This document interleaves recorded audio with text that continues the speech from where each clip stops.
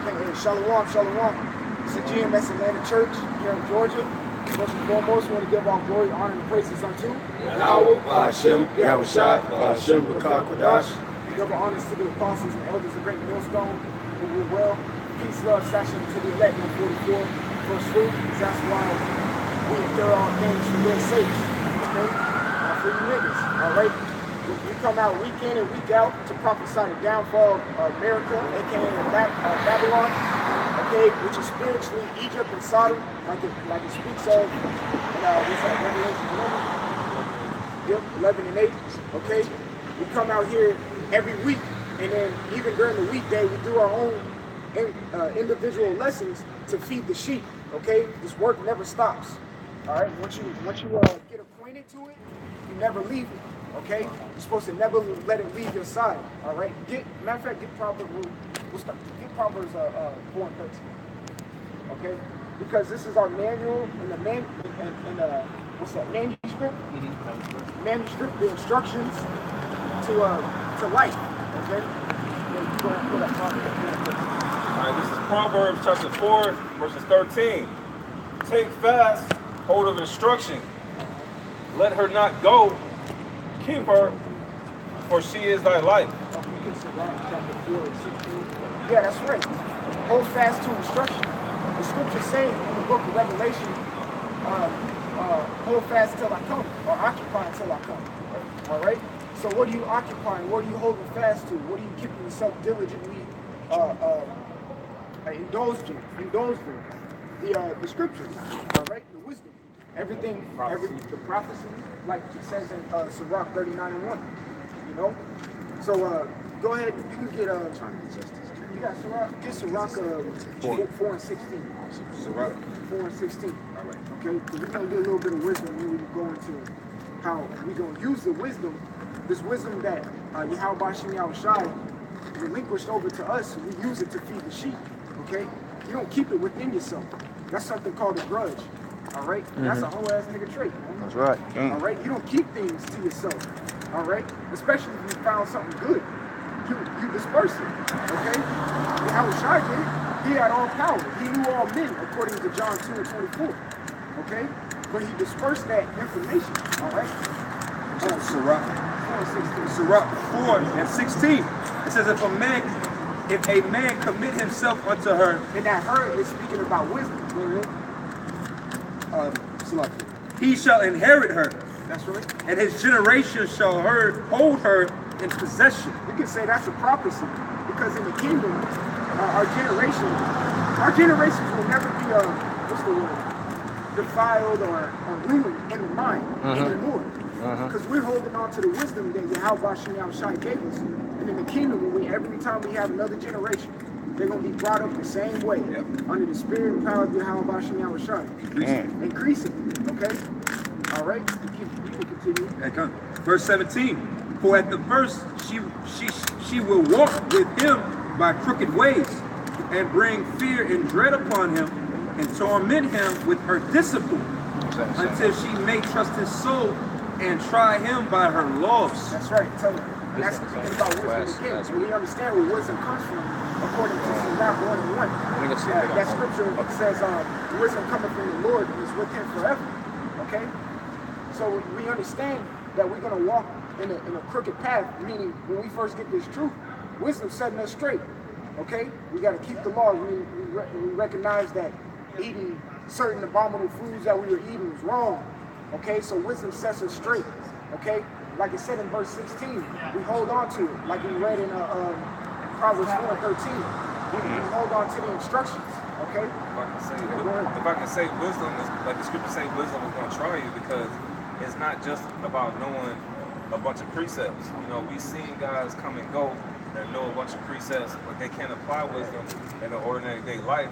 You know, they can be out on the highways and byways on Saturday, but Monday up until Saturday, or Sunday through up until Saturday, they're niggas. So you gotta apply this wisdom wherever you go. When you're out here in the world, you gotta know how to deal with these people.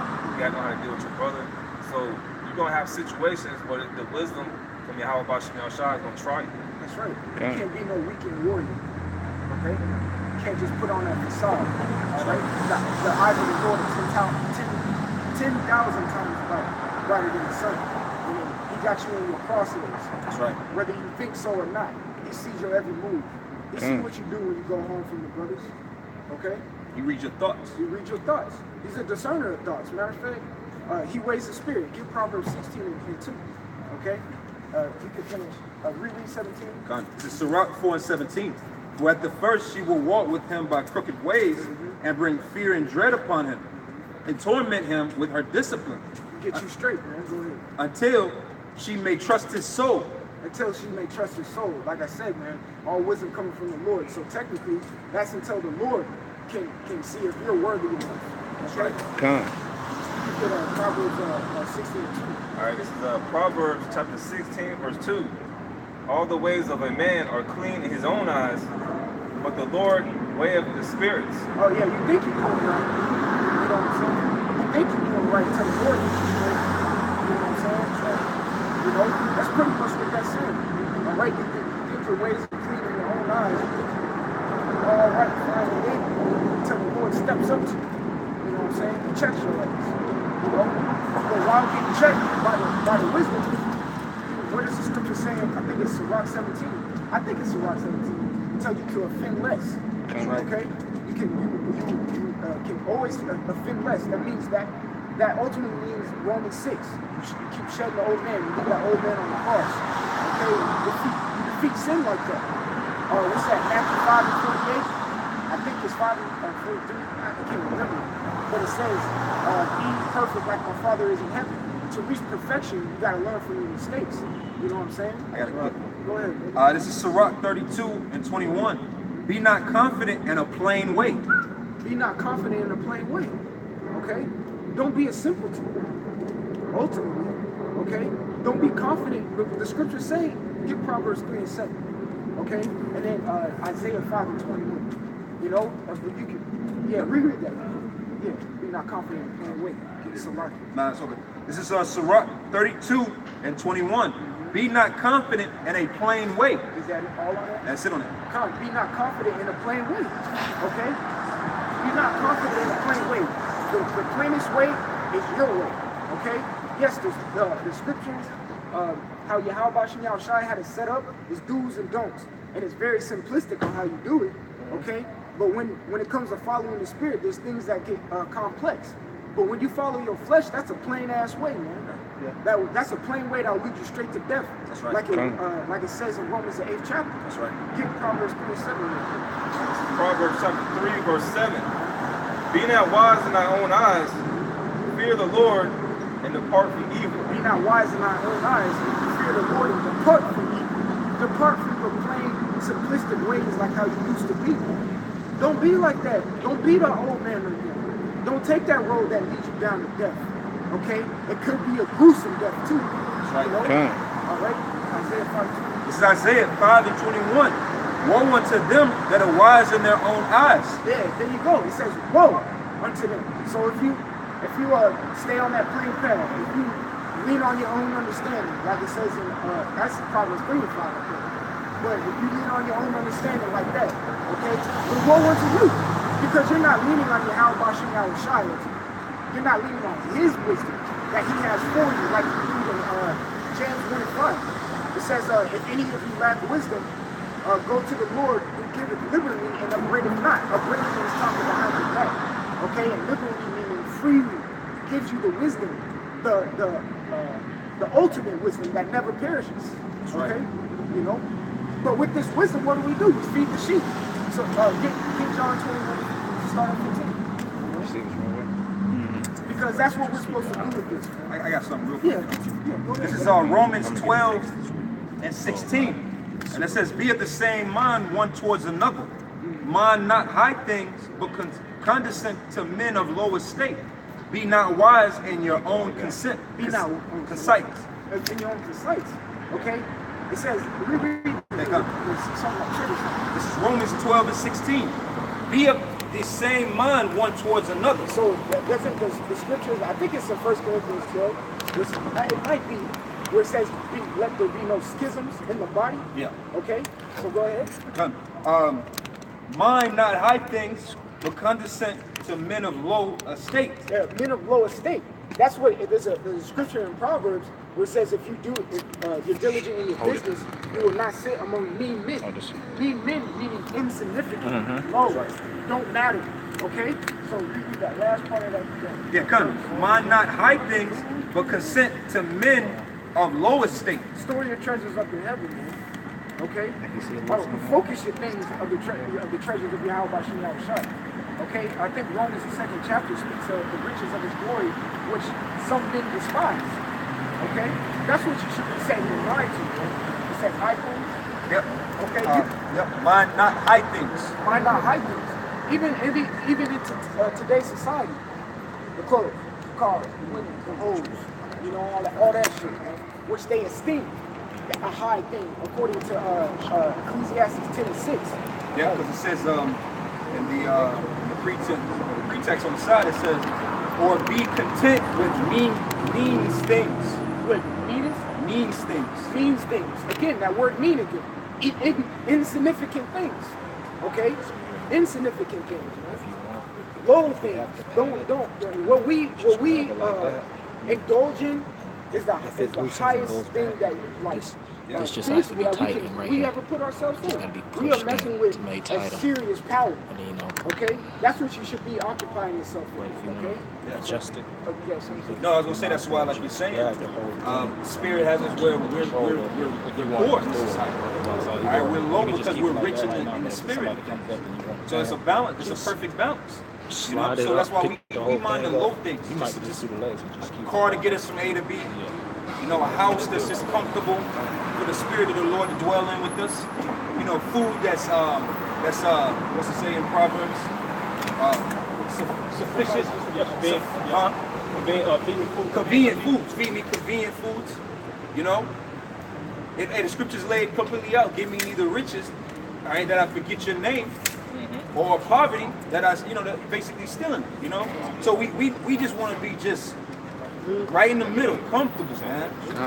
When you go off, like the scriptures say, minding high things, you have Jake that try to be in the truth of the scriptures, but then on the flip side, they want to ball out. They want to walk around with a 100 racks in their backpack, like they some trap nigga, like they Floyd Mayweather. Right? Yahweh Shah wasn't walking around with Breitling watches on, man. Exactly. And riding around in Ferraris and shit, man. You know, that's not the flow of a man of the Lord, man. All right, the flow of a man of the Lord is being meek. Hey, can I get one more scripture if you don't mind, real quick? Real quick. Real quick. This is Matthew 5. Matthew 5, and I'm gonna start at 3. I'm gonna read the 5, and it says, "Blessed are the poor in spirit, for theirs is the kingdom of heaven. Blessed are they that mourn, for they shall be comforted. And blessed are the meek, for they shall inherit the earth." So the Lord didn't say, the ones balling out of control, rich, is going to inherit the kingdom. No, we're poor in this in the flesh, but we're rich in the spirit, man. You know, you got to. But yeah, that's just the spirit. You know, you got some. Yeah. Go ahead. Because the scriptures also say he deal with a contrite spirit. That's right. You go into the contrite, that means like grounded up to the ground, Adam. All right. That's what the word Adam is, with the ground. Okay. When you're of the ground, you're at a low state. Okay. So James 4:6. James chapter 4 verse 6. But he giveth more grace, wherefore he saith, the Most High resisteth the proud. Yeah, he resists the proud. A proud person is high and mighty. A word called haughty. Right? High-minded. High-minded. Okay. That even goes into that the Isaiah thing, speaking about this nigga with the neck stretched forth. You know what I'm saying? Looking up to the sky, nose to the air. That's a haughty type attitude. So go ahead. That's right. Continuing on, it says, wherefore he saith, the Most High resisteth the proud, but giveth grace unto the humble. But giveth grace unto the humble, the lowly, the meek, like the brothers. Now, great precept that the contrite in spirit, the ones who are calling out to his name. Is that it on there? That's it. Come on. Oh, Salah, he's over here. keep going. What was you reading, bro? Yeah, what was you reading? Oh, I was gonna get Zechariah 9:9 going into Jake with these luxury lifestyle. Because Yahweh Shai, we're gonna go into the vehicle that Yahweh Shai rolled up in, man. You know, just like the brother was just now saying. Zechariah 9:9. All right, this is Zechariah 9:9. Rejoice greatly, O daughter of Zion. Shout, O daughter of Jerusalem. Behold, thy king cometh unto thee. He is just and having salvation, lowly and riding upon an ass. That's a prophecy about Yahweh Shai. Okay, lowly and riding upon an ass. But it says, rejoice, O Israel. When you read 1 Thessalonians, the 5th chapter, I think like 16th or 17th verse around there, it says, rejoice evermore and give all thanks to Yahweh Bashem Yahweh Shai. That's right. Okay? Okay? Because our king is coming back, man. Yeah. He's coming back riding on the ass. Who else rode on the ass when he was getting anointed to be king? King Solomon. All right? He rode on the ass. Who was Solomon? Yahweh Shai. So go ahead, brother. That's right. And riding upon an ass and upon a colt, the foal of an ass, the foal of an ass. Yeah, foal of an ass, man. And you don't think a king to ride on an ass, man. You think on Thoroughbred. a thoroughbred, a nice little stallion, man. You know what I'm saying? Something that's prestigious. You know what I'm saying? You don't, the high horse. You don't expect the president of the United States to roll up in a Honda Accord. You know, no, he rode deep. In America, they can only ride American cars, but it's a prestigious car, a Cadillac. Yeah. The president rolled up in big body Cadillacs, long limousine Cadillacs, man. And all the presidents and prime ministers around the world, they always are in very luxurious Mercedes. They're in the cars according to their country. So if a German delegate comes, he's either coming in a Mercedes, a BMW, or an Audi. Okay? Because I'm just gonna say it. When I was in the military, I had to do a presidential security, and I had to do security for the Pope coming in, and he came in a Mercedes. The Pope came in an entourage. It's not just one or two Mercedes. Yeah. It's about 30 cars long of Mercedes and BMWs coming in. They don't roll in no Honda Accords or like Chevy Cobalt. Kim Jong-un, there's a video of him when he was riding, and it was about a fleet of Mercedes. It might have been like 20 in front of him. He's only in one, but all of his other people, because how you look, everything around you is an extension of you. You know, your woman is an extension of you. Your children is an extension of you. Your car is an extension of you. Your house, you know, all these things are extensions of you. All right, so how you present yourself. Now, Yahweh Shai, he presented himself as humble, because that's the way of an Israelite, man. The men of the Lord, they never presented themselves on a high horse. Put themselves on the pedestal. They put themselves. Isaiah said he had an unclean lip. He's a prophet, one of the biggest books. Matter of fact, with that, get John 13 chapter. Start at John 13. Because we're gonna show actually how low Yahweh Shai presented himself. Okay, so go ahead. This is John chapter 13, verse 1. Now before the feast of the Passover, when Yahweh Shai knew that his hour was come, that he should depart out of this world unto the Father, having loved his own which were in the world, he loved them unto the end. He knew it was his time to go, man. He knew it, so go ahead. And supper being ended, the devil having now put into the heart of Judas Iscariot. So Judas, he was catching spirits, so go ahead. Judas Iscariot, Simon's son, to betray him. Verse 3. Yahweh Shai, knowing that the Father had given all things into his hands, and that he was come from the Most High. He gave all things into his hands. That's why the Spirit descended on him like a dove in a bodily form, which you can read about. Hey, doves. Those are low. Those are peaceful, humble animals, man. What did Yahweh Shai say? Yes, wise servant, armed as a dove. Doves are known as being peaceable. That's one of the Lord's favorite animals. Yeah, I might Lord willing, I'll get to Ezra, but I want to just touch on that Ezra topic. Because even with Ezra, it speaks about the Lord's favorite animals, which represent characteristics of us. Say, out of all the birds, his favorite was a dove. Out of all the animals, cattle, it was sheep. Out of all the beasts, it was a lion. Because even though we have a naturally aggressive testosterone-based nature, we still are compassionate. We're very compassionate. We're a very lowly people. We have a lot of love. We naturally didn't even take out the Edomites, man. You know, the Lord commanded us to go against the Edomites and the other nations because of what they was inflicting upon us. You know, and we had to be on the defense to come against them. That just show you in reflection. Even when you watch these ancient biblical movies, you see that our people had like regular attire. It wasn't that. Even though you had the fashionable, which that was really the priests. The priests had the fashionable garments that was pretty laid out. But us as the people on the whole, we were always humble people. Meekness. Yeah, meekness. You know, doves. You know what's heavy about doves too? Only the male doves sing. All right, this is John 13:3. Yahushua, knowing that the Father had given all things into his hands, and that he was come from the Most High, and went to the Most High. Verse 4. He riseth from supper and laid aside his garments, and took a towel and girded himself. Okay, he took a towel and girded himself. Okay, so when you do a deep research on that, you get the commentary of that specific scripture. Because you know, who was that? He was doing some gay stuff. There ain't no gay stuff. That's slaves will do that. That's symbolic of slaves girding themselves, being in that type of form. And they want to Dallas Yeah. That shit. But that's a symbolic of how a slave used to be. A slave is in a lowly state. We're in bondage right now. We're in a lowly state, okay? Technically, spiritually, we're doing the same thing right now and girding ourselves. Okay, so go ahead, bro. All right, verse 5.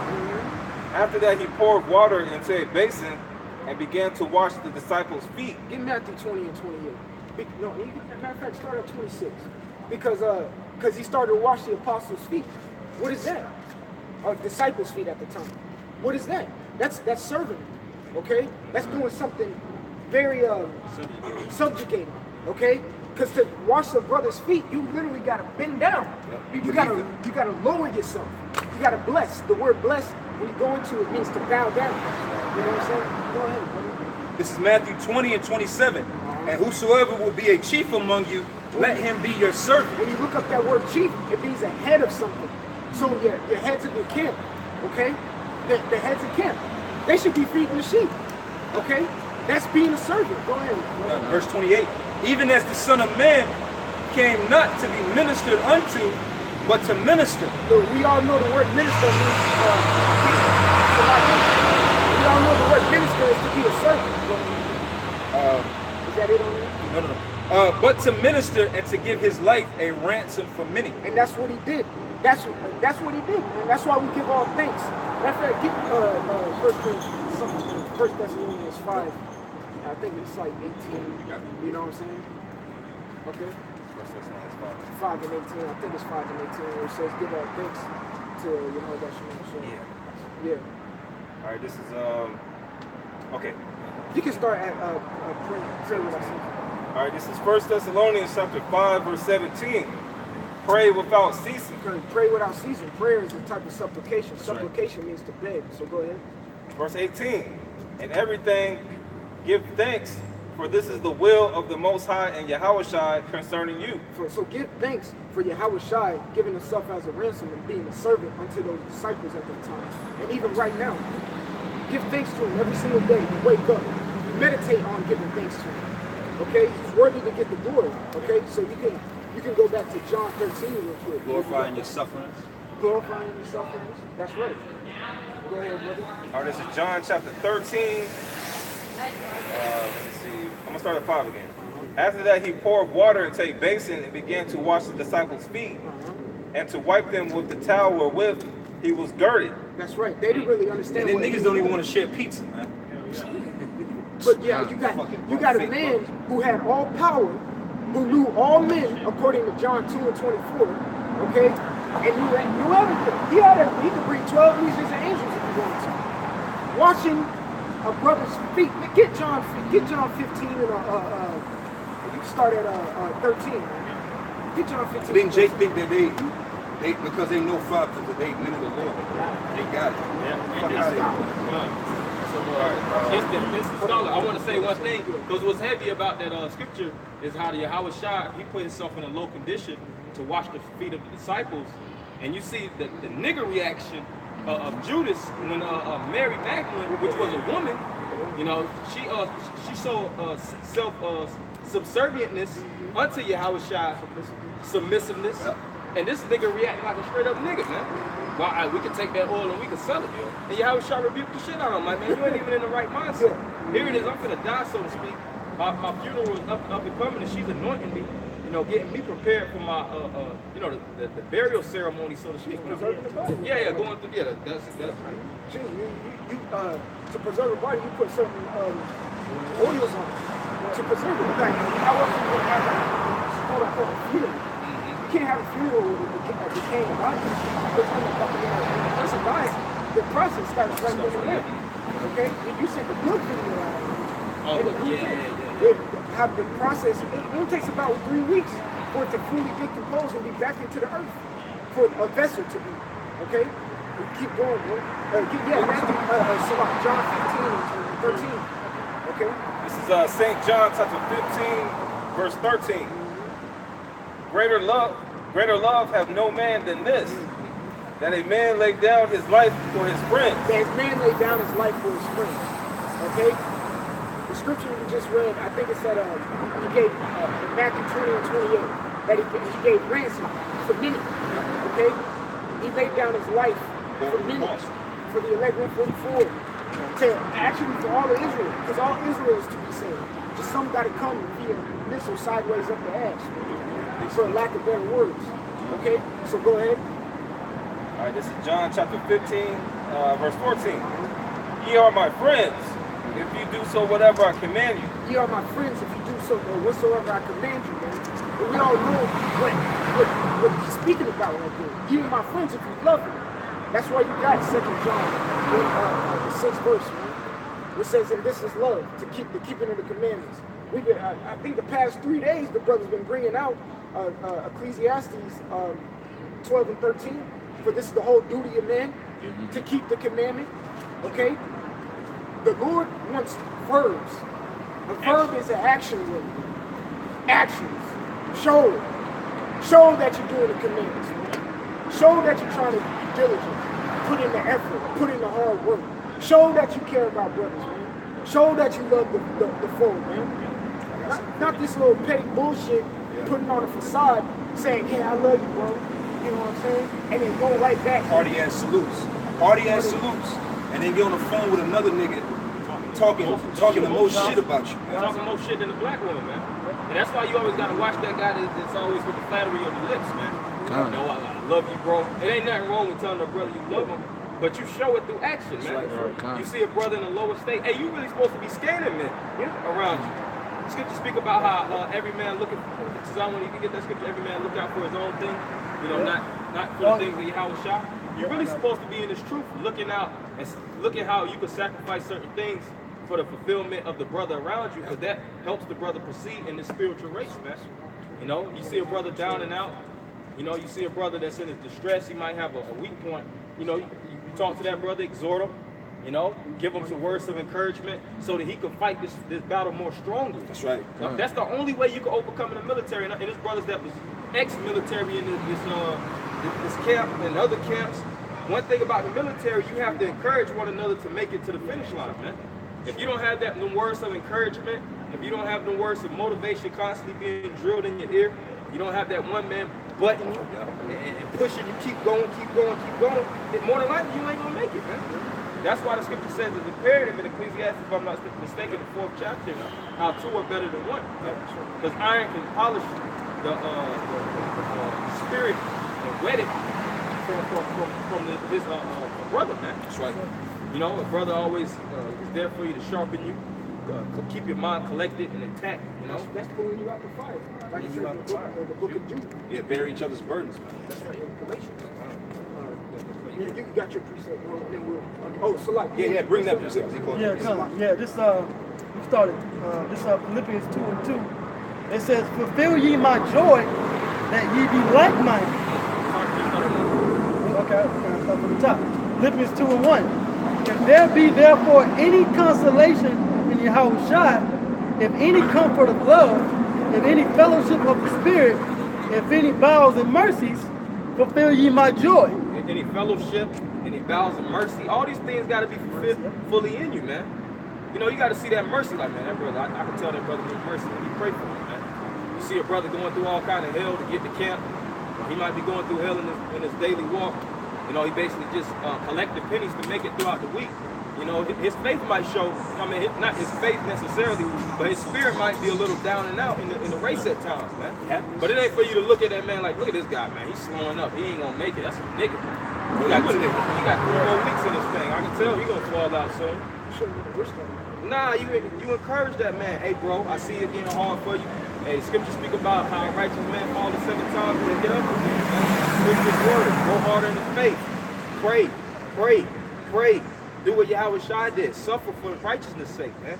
And the brother like, oh yeah, the brother gave me them scriptures. He nourished me with the water. Now I can make it to the next day, you know, and cover more bases because that brother beside me is helping me in this thing. Hey, what happens when your car dies? Gotta get a jump. Brother will come with his car, hook the jumper cables to it up, and he's gonna share part of his battery to get you back on the road. So it's the same thing in the spirit. That's why the scriptures it says, as you see the day quickly approaching, the assembly of brothers has become so much more important, man. Because you're gonna need each other to jumpstart each other sometimes. But we all have low points, all right. But you know what? You got a little bit more. It says, fulfill ye my joy, that ye be like-minded, having the same love, being of one accord, of one mind. Hey, we said one accord. The word accord really goes into one. You know, in the spirit, we got to be of one spirit. And if your brother's suffering, in most cases, well, in all cases, you should be suffering with him, man. We one body. We one body. If I punch you in the face, you telling me you sometimes you feel that pain because it's all nerves. You know, if you get shot up here, you might lose feeling in your limb. It's a system, man. But a lot of men don't want to be part of the system, man. They want to pull out the system and pull in when it's convenient. They like the goodies that come with the truth. You know, it speaks about how certain men come and eat at the table. You know, they like we got banquet Israelites, man. That's using the liberty for occasion. Occasion means from time to time. You know? Yeah, just like at a banquet, you know, it's fully set with all kind of goods and food. First off, before the banquet is set up, you had the people that had to lay out the tables, put the covering on the tables, put the shingles and all kind of colors, serve the cooking food, preserve the room, and then people get feast. And what niggas do? Niggas that eat, leave their plate there and get the fuck out, man. And take it to go. And take it to go. Get the bigger plate than the person that actually even made majority of the food. Eat first, talking shit about the food. That's a bigger Niggas. That's what they do in Exodus. That's why the Most High is revealing a lot of niggas in Israel. Because it's time to expose them, right? So Zephaniah says, with the candle. Yeah, because we had that in our camp. Just niggas, man. Just full-fledged niggas with Hebrew names, man. I hate a Hebrew nigga, man. Smacking on the chicken. Lamb and Yeah, just eating the lamb. We hadn't anointed the meats at the Passover. And you got niggas eating the lamb. Like, damn, man, like, you ain't got no reserves to you? Respect for Yahushua? No respect? You just over there just, the Lord gonna kill a lot of niggas that know they Israelites is gonna start dying, man. Big full of fish, right? You see it time and time again, man. That's why y'all gotta keep this Pompeo out there, man. You know, of course, brothers, you know, you always look at one another and examine yourself fully first and foremost. But if you recognize that spirit in them camps, that spirit gotta be rebuked, man. You got some more, bro? yeah. It says, Philippians 2:3. Let nothing be done through strife or vainglory. Yep, let nothing be done through strife and vainglory. This thing isn't about a self-glorification thing, man. We all are to present ourselves as living sacrifice. You get that Romans 12:1.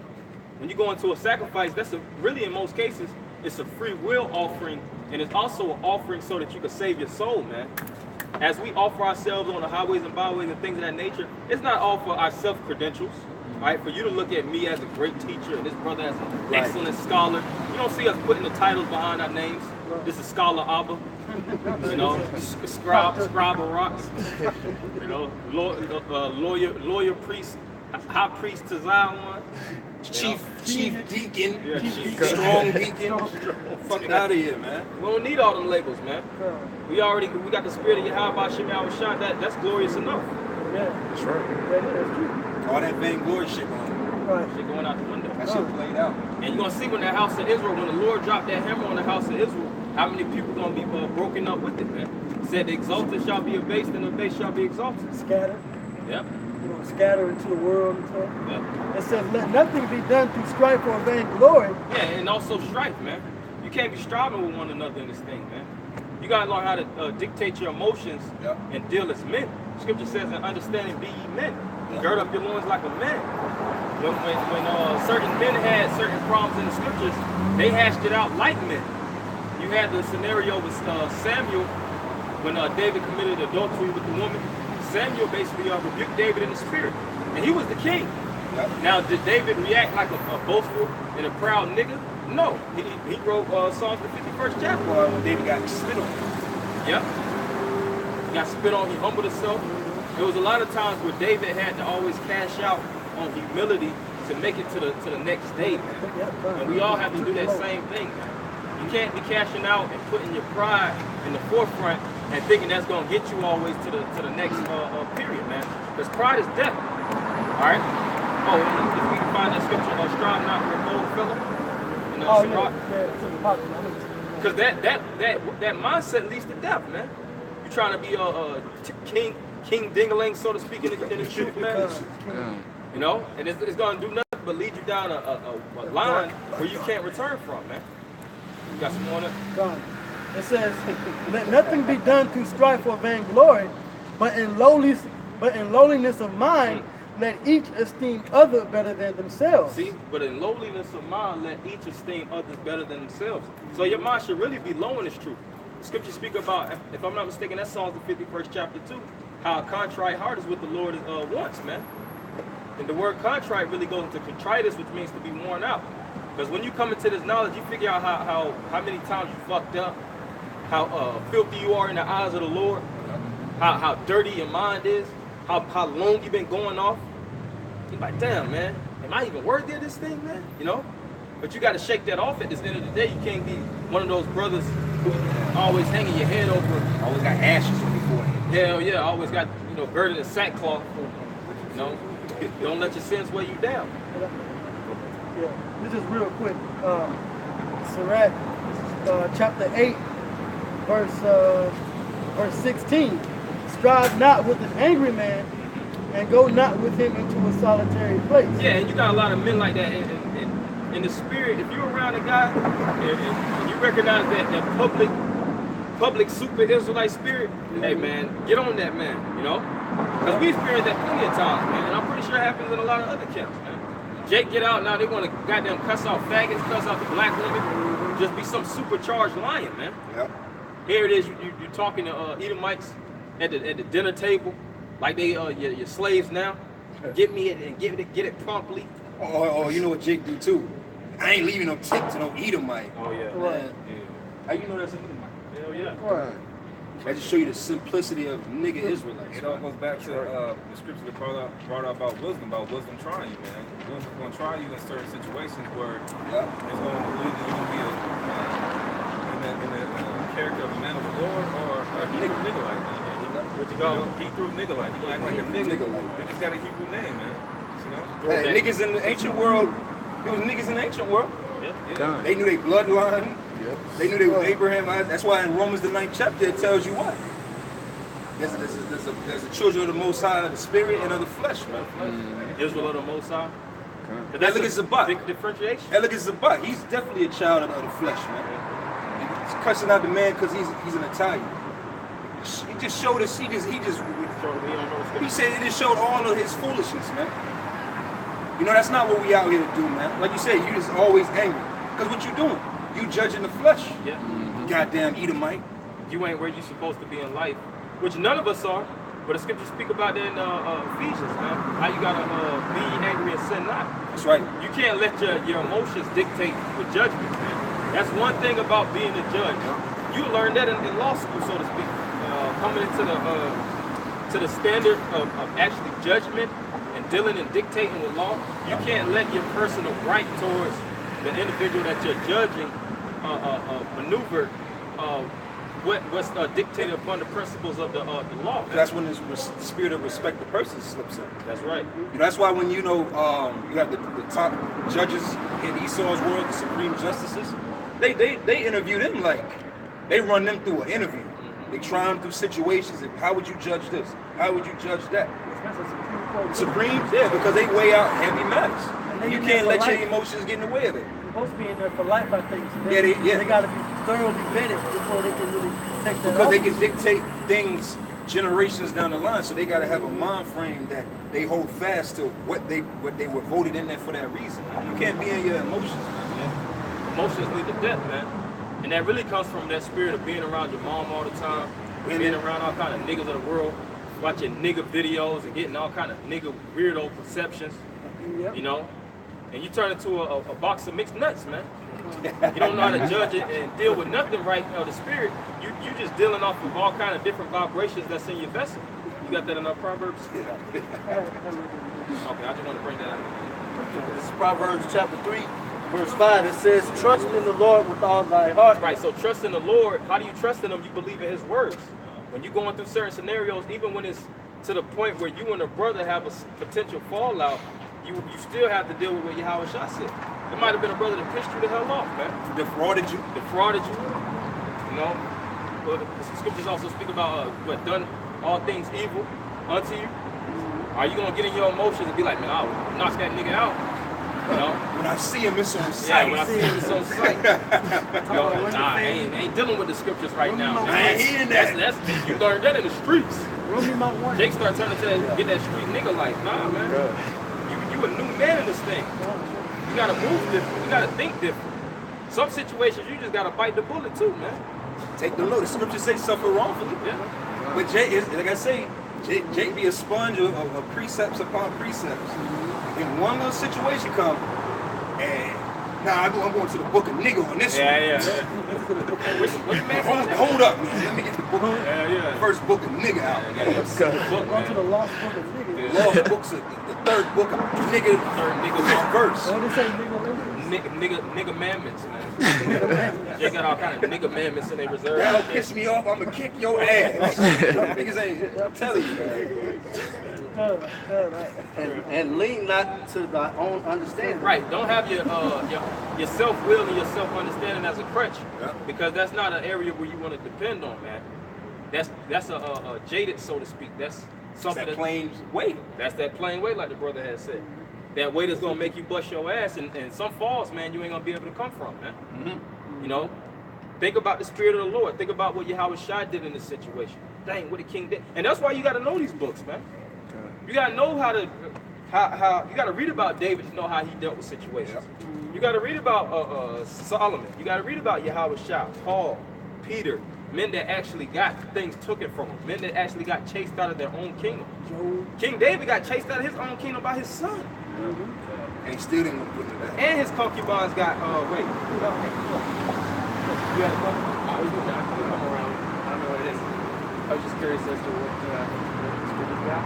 Well, Hebrew Israelites, according to the Bible, you read the scriptures? Yeah. So you know you're familiar with the Israelites? I don't read that often, but you guys probably read more than I do, so. What you read in the Bible? I've read the Old Testament. Genesis? Yeah. So you know about Abraham? Yeah. Okay, Abraham had a son, and what was his son's name? Good. All right, what about Isaac's son? I can't remember his son's name. Well, his son's name was Jacob. Jacob, that's right. Jacob. Jacob and Esau, right? Yeah. Right, yep, Jacob and Esau. Okay. So Jacob became the patriarch of the 12 tribes when you read on the Genesis. Okay. And when you read Genesis, somebody get Genesis 49:1. Yeah. Genesis, the 49th chapter, spoke about what would befall his chosen line in the days to come in the last days. Okay. So basically, we are here to wake up our people that come from the 12 tribes of Israel, because we are the lost sheep of the house of Israel that's been scattered and I had our cultures taken away from us and rearranged. I'm pretty sure you're familiar with slavery, the blacks in slavery. One major thing that the white man, but it was prophecy. We'll get that in Deuteronomy 28 and 68. You know? Because like to fill you in on what we were saying before you got here, we're not dealing with emotions. So even with the subject matter of slavery, we understand through the Bible it was prophetic. It had to happen. So we're not dealing with, you know, this is not some, you know, movement of, you know, we're angry. No, we're dealing with prophecy. Can I bring out a quick? Yeah, go ahead. This is Romans 9, and I'm gonna start at 4, and it says, "Who are Israelites to who pertaineth the adoption?" So these are the things that the Israelites, which were the sons of Israel, these are the things that the Israelites will receive as a blessing from the Heavenly Father. All nations received a particular blessing, but Israel received the blessing of the kingdom of heaven that is to come when Yahweh Shah makes, or whom the world calls Jesus Christ, makes his second return. In Egypt kind of thing, or? Well, when you go into the scriptures, like I said, the covenant, the agreements, where Moses actually dictated the laws and all these different things were always given to Israel. When Moses came to serve and administer unto the people, it was always to the 12 tribes of Israel. Right? And they fell from the commandments and they did certain things and they went into captivity, but the covenants or the agreements always remain that Israel will be the chosen seed of the Heavenly Father. And it's still intact unto this day, even though they failed, even though they deviated at times and got led astray as lost sheep, they're still the lost sheep of the house of Israel. And that's our job, the men of the Lord, to bring back the lost sheep of the house of Israel. Why do you wear your beard like that? I mean, why do you wear it that way? Oh, it was a long story. I was in a company that was waiting for funding, and we were not going to our beers to get the funding, and we never got the funding, so. Hey, well, keep it. Nothing particular. No, keep it. Yeah, in the scriptures, that's why we have beards. Beard is a badge of dignity. You know? Well, I got a lot of dignity. What's your nationality? What's your father's line go back to? Well, let's see. I'm a big mixture because I'm American. Let's see, Cherokee Indian, German, I don't know, French. I'm a whole big mixture of stuff. Yeah, see, more than likely, I would possibly say, but you know, judging it by the Spirit, of course, you know, the scripture said the Spirit bears witness, but you will be an Israelite, you know, possibly from the tribe of Gad. You know, we at the end of the day, the scripture speaks about. So we're all from the tribe, 12 tribes. of Israel. Not everyone in the world, of course. Right. All right. Probably, likely. But if you, I'll show you the signs. The Negroes, Latinos, and Native Americans, the ones that had to suffer punishment from the Heavenly Father for breaking His law, statutes, and commandments, those are the ones that the Lord actually has a particular blessing that the brother was going into in the kingdom to await. No, you're fine. In the kingdom to await for the 12 tribes of Israel, that's who would be ruling. The ones that's at the bottom today. You see the Mexicans, they're getting thrown out by ICE. This is really their country. This is more of their country than the so-called white man. You know? So this is what we are, our job. So, the Native Americans being slaughtered by the so-called white men, the Chickasaw, the Navajo, the Choctaw Indians. You know, that's our history, and those were punishments that was placed on us according to the scriptures. And this is the time where we're generating and revving up our people for the time to come, because the kingdom of heaven is for us, not this place. That's right. I'll keep going. Adoption and the glory. Thank you Okay, guys. you I appreciate it. And the covenants and the giving of the law. Yeah, the adoption meaning to be bought back, and the covenants, because the covenants was given to Israel. All right, you got who's that? Deuteronomy 29 and 1. Keep going. And the giving of the law. Yeah, the giving of the law tells you that in Psalms 147. He showeth his word unto Jacob, his statutes and his judgments unto Israel. So the judgments and everything that entails the bodies of the law was given to Israel. You know, it wasn't given to the other nations. You had certain laws that was in place where we could actually feed the other nations dead dogs, man. Not dogs, but dead animals. Yeah. If an animal dies of itself, give it to the heathens. But you can't charge usury. You can put taxes and interest on the other nations. You know, having those tributaries, slaves for life. But amongst our people, we had Hebrew servants where you had to deal delicately with them. Set them up once the years was up. Yep, set them up in a number of years appointed. You know, so it's a big difference between our people and the other people, which is the so-called white men, the East Indians, the Arabs. And we see the big difference right to this day, man. Yeah. And we use those terms because it's much complex and deeper than that. It's other nations, you Edomites, Hamites, because it's going to get to the point where there ain't going to be no more black, white, brown talk. Chinese talk. What the hell is a Chinese man? That's what confounded Zabak the other day. What is an Italian? What is an Italian? There's really no such thing. The Lord gave us the table of nations, and that's what it is, man. We didn't just, even with that, he could have been a heathen. But the Lord said, when the Lord said, I think it's in, was it Matthew the 7th chapter? Or what is it, 10th chapter maybe, where the Lord said that when him and the holy angels come back, then shall they separate the nations. It's just our job to put the word out there, man. The tares and the wheat, let them grow together. Then the reapers shall do the sifting, man. You got to go out delicately with this, man. The scriptures say, offend anyone that offended these children, man. The Most High don't play with that, man. So you can't just be in, like you say, in the spirit all the time. What do you want, cracker? Devil. Devil? If that was a black man, he would call him an Edomite. Hey, why don't you bow down? Yeah, bow down. Yeah. Next thing you know, the man on YouTube, goddamn kissing everybody's boots, man. Licking the bottom. And he might be an Israelite. That's why you gotta get out that spirit, man. It's all about discerning and judging things off of the scriptures. And of course, you're gonna see things in the spirit of if it's an Edomite. If your senses are exercised. Because Esau usually, in most cases, comes in on an uproar like how he came with the brothers of Dallas, man. You know, he got some point to prove. He wants to make it seem like we're not better and we're not a part of this. We're guiltless. We're not guilty. You'll never hear Edomite really truly mean we're really sorry for slavery. They're not sorry for that. Why would they be? They want slavery. They want slavery. They want to make America great again. Hell yeah. What the fuck are you talking about? No, that was it on that. We can drop that. That. Well, I really wanted that 328:60.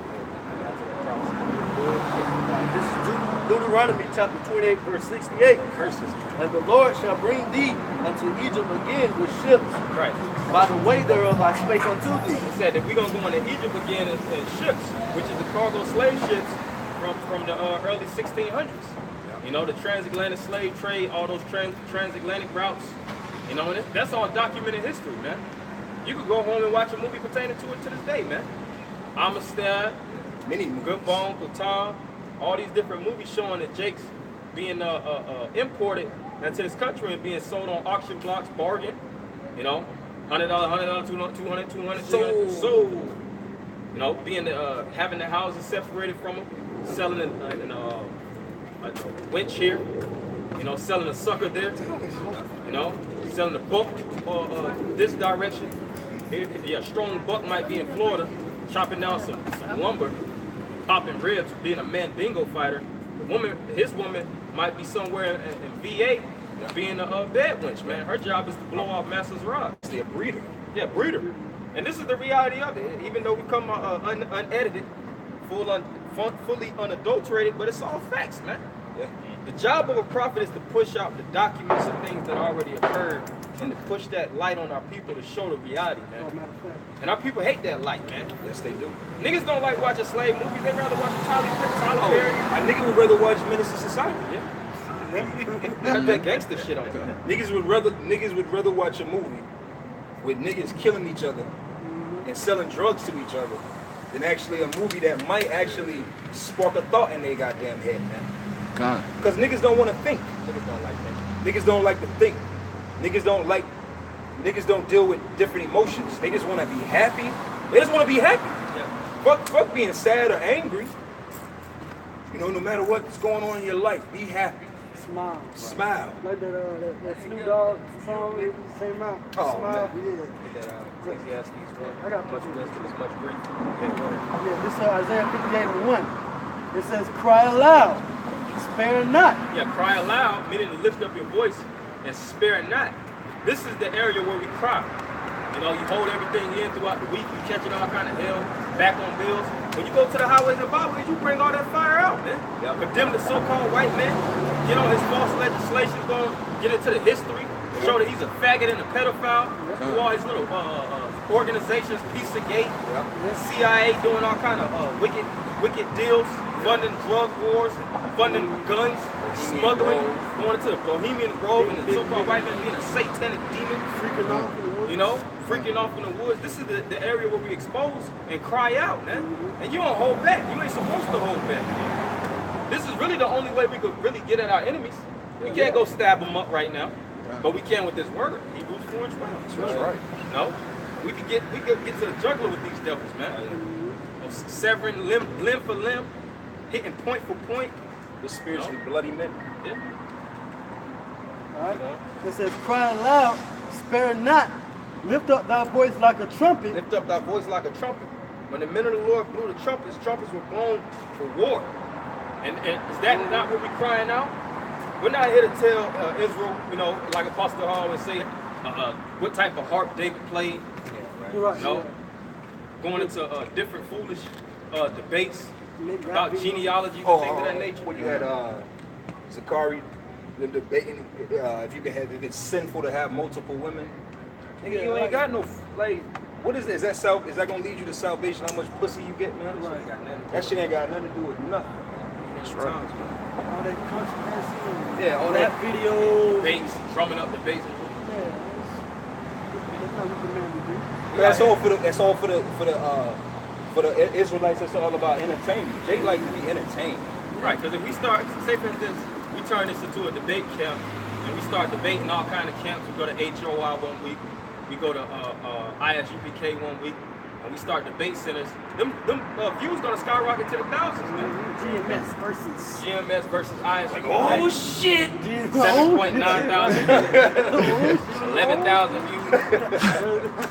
It'll be all on Facebook. Hell yeah. That shit piss you off, man. You know you do a lesson on your YouTube channel and you be like, hey, I know I spilled my spirit on this one. Hell yeah. They'll get 2 views. Yeah, you're like, in the next video, you just talking about whatever, 300 views. Like niggas ain't shit, man. Good. Like controversy. Hey, you know that this message is for the elect. The doctrine that was given to us, through the apostles and elders from Yahweh Shem Shai, you know that's for the elect, man, because it's only going to, a small number is going to get it. Zilla camps, man, they be having 79,000 views. And it's just pure folly and no edification, man. They just want to debate. But they get on us about, you guys do this and do that. Y'all not even feeding the flock, man. Yeah, 80 niggas in a camp, and you only know 2 names. And everybody arguing. Everybody arguing. Black woman in the crowd arguing, the white man arguing, you arguing. Yeah. Talking about order. Y'all ain't got no order, Y'all man. niggas ain't got no order, man. Yeah. And a lot of you guys trim y'all ways, man, for those different groups y'all trying to debate, man. Mm-hmm. You know? Trying to take in unks and taking idols and rewards from these Egyptologists. Niggas, them niggas gave you an unk. You supposed to smash that shit on the fucking ground, man. Spit You on shouldn't it. even touch it. That's a, It's a curse. that's a Right. curse, That's man. the accursed thing. Jake could take that unk and put it right back beside the so-called shield of David. With a big ephod. You got the ephod and the unk. Hebrew niggas, man. Hebrew niggas, man. Egyptian Israelites. All they gaining, they walking in so-called truth. So-called truth that they think they in is skills on the grill, man. Hebrew And they better with bars and shit, man. Niggas ain't feeding nothing. Hey, that's how you know, man, we in them times, because Esau is pushing out way more stumbling blocks, way more dumb shit. Distractions. Distractions. Now you got all kind of Hebrew rap niggas, man. Talking about cutting the so-called white man head off in the rap, you know, presenting swords and guns, automatics, man. The so-called white man gonna roll on you niggas, man. Hey, Esau is they forget that Esau is the ultimate nigga. Yeah. Esau is he's with the smoke. He wants all the smoke and he's with the fuck shit. Well, he created the nigga. He is the ultimate nigga. These niggas think they just gonna go on wax. Nah, like Esau is about that shit. Esau is gonna pull up on you like some goddamn trouble or a fucking alley boy or some nigga. Yeah. He gonna what was that you was saying? Yeah. And keep that energy, man. Keep that same energy when Esau come to your door, man. Right. It says, cry loud, spare not, lift up thy voice like a trumpet, and show my people their transgression. So it says, show my people their transgressions. That's the job of a prophet. We're not here to tell our people sweet stories, to tell them all the goodies. You know, we tell them, of course, the kingdom of heaven and salvation awaits, but it's a hard trial that you got to go into and go through in order to achieve salvation, man. And a lot of men, they hear that bitterness that comes with the word, man, they turn around and bounce, man. This thing isn't for the weak. You know, when you come into this thing, you sign up to suffer. Right when you sign up, your car might get stolen. Woman might leave you. You know? You're gonna lose a job, man. Good. You're gonna lose something. Good. Matter of fact, you're gonna lose a lot. Hell yeah. Hey, and I see this one video with this nigga Polite. Good. He was like, man, if you're around individuals and they can't uplift you, all they are is a burden unto you, then you need to get you a whole nother group. That's the nigga woman spirit. That's a nigga woman spirit. That's a nigga woman. I'm like, man, see, he couldn't be in this truth, man. Good. Because we all cursed, man. We all. When this brother jacked up, I'm jacked up, he jacked up, his car break down, and he lose his job, he need help. Even that time you Four brothers get jacked up at hey, the remember same that time time. you that time you came to pick me up and I had a flat. Yeah. Hey, you got a flat? Come I ended and up get getting me. a flat big. We both on plan. Hey, but we was laughing about it though, you know? Because we suffer together. It's like, all right, bro, now you ain't suffering alone. Now you got another brother to suffer. We can talk some shit now, man. Now we got a testimony where we can put it on the video, man. Good. That's what the men of the Lord, that's how the men of the Lord acted or reacted when they caught their levels of hell. You got something? Yeah. I was going just real quick. Ecclesiastes 4. Yeah. Ecclesiastes 4:9. 2 are better than 1 because they have a good reward for their labor. See that 2 are better than 1, man. Always remember that. This isn't a fight where you have to think that you're gonna fight this war alone and you just some Terminator soldier. You don't need nobody with you. You half man, half machine. You're gonna take down half this kingdom by yourself. Nah. Esau built this kingdom through a conglomerate of men, and he's keeping it that way, man. Esau knows that it's power in numbers. When the banking dynasty, the Rothschilds elevated their enterprise, they had companionship and basically a chain unit with other families, man. That's why you have the Rothschilds, you have the Rockefellers, DuPonts, the Gettys, the Kennedys, Miriam, so on and so forth. You might have had one family that was prime real estate, so to speak, giving out examples. Yeah. You had another family that was over a higher district than that. Oil, like the Rockefeller was oil. Mm-hmm. You got another one over the steel industry. Now you take those 3 energies together, you got you a monster system, man, and you got connections. You know, which that's what they call something known as a mastermind. When you take the most pivotal minds and you put them all together and all their collective wits, that's what helps you dominate and take things down, man. So that's the importance of being in unification with the body and getting out of the mind frame that it's all about you, me, I. You got something? Yeah. Go back to that. Galatians 6:1, it says, brethren, if a man be overtaken in a fault, ye which are spiritual, restore such one in the spirit of meekness. Right, and a lot of times in this faith, you'll get overtaken. But it's for you to actually stretch out your hand and take that receiving hand of that brother that's able to pull you out of fire, like the brother said earlier in Jude. But you got proud niggas, they'll see a brother actually pulling their hand out the fire, but they're like, man, I don't want to take his hand. That shit gonna make me seem weak. I just do the cliff move, just let go. Yeah, some Mufasa type shit, man. We got a lot of scarred niggas, man. Oh, that Killmonger spirit. Yeah. Fuck that, I killed myself. Nigga died. I ain't gonna listen. We in a time now. I'm fighting for brothers that's fighting for the same thing I'm fighting for. If you don't want to fight, we're not in one accord with that. Hey, drop, nigga. Hell yeah. Good. Let go. Let go. Or hold on and keep and embrace the ride, man. Don't be half strapped, man. Because when this car flip, you're gonna have to brace for impact. It says, considering thyself lest thou also be tempted. Yeah, consider thyself lest thou also be tempted. Keep going. Bear ye one another's burdens. Bear ye one another's burden. So guess what? This brother might get weak and the walk get heavy for him. Let me take some bags off of him and let me carry his weight. So he could get a little bit closer, farther in distance. And guess what? I get weak. He could take some bags from me. That's it. To the point where we keep taking each other's bags and bearing each other's burden to the point where we actually see the finish line. Together. Together. See, Jake don't wanna share the trophy. They want the whole trophy. They want the purse. They want the MVP. They want it all. It's like that three-legged race. You know, you be paired up with brother with our legs attached. Niggas just want to take his leg and finish the race on his own. But Jake wants you to just lay down and they just run while you just being dragged along. Man. Right. They want to do everything for you not to get the glory. We want to get the glory together, man. That's right. Yeah, joint heirs.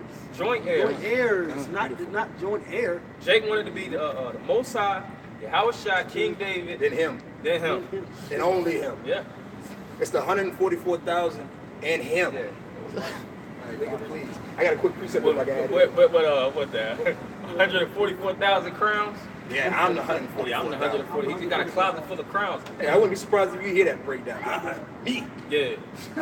one brother could be the 144,000. You had a question? Yeah, I have a question. So, concerning charity, in the book of Sirach it says, despise not a man in his poor estate. How far does that go? You know, us being in captivity, a lot of people of our flesh, you have a lot of beggars and whatnot. So, how far does that go? How far does charity go according to the scriptures? Right. As far as taking I know you're not supposed to help a sinner, but maybe you encounter somebody that you never met walking on the street. Like, I just recently, and our people are really struggling down there. And I walked past a woman and a child, and she was begging for money. And some reason I didn't give her any money. I've been feeling really bad about it. But I'm just asking, how far does charity supposed to go? Well, yeah, that's a good question. You got to always understand the balance of charity in the scriptures. The thing is, when it comes to taking care of the poor, opening shelters, opening food marks, and all these different things for the sake of the poor, that's not the job of a prophet or man of the Lord. The Lord actually gave us this job to feed them with this meat, this food, this bread. At the end of the day, we don't have access to certain things. We're poor. We're wretched. We're naked ourselves. So we can only extend ourselves so far when it comes to the physical necessities of our people. That's why the Lord instructed us strictly to present the spiritual food. All right, wherever we're weak at, where we can't have access to the shelter of things, we got the spiritual shelter right here. We got the word that can provide and give substance, give water, nutrition. That's why it's known as all these things in the scriptures. And I'm going to get the brother to get the scriptures and I'm going to expound on it. All right, you said Sirach 40, right? No, 37. 37, 12. I think it's 12 and give to the godly, help not a sinner. Oh, you wanted that, I got you. Sorry. And the brother can get that, what's that, Sirach 39, the chief things of life. Because see, a lot of times your initial thought is, what would whom the world called Jesus Christ, or what would Yahushua do? And of course, you read the testimonies of how Yahushua fed the people with, fish and things of that nature. But he did that for a specific purpose. All right.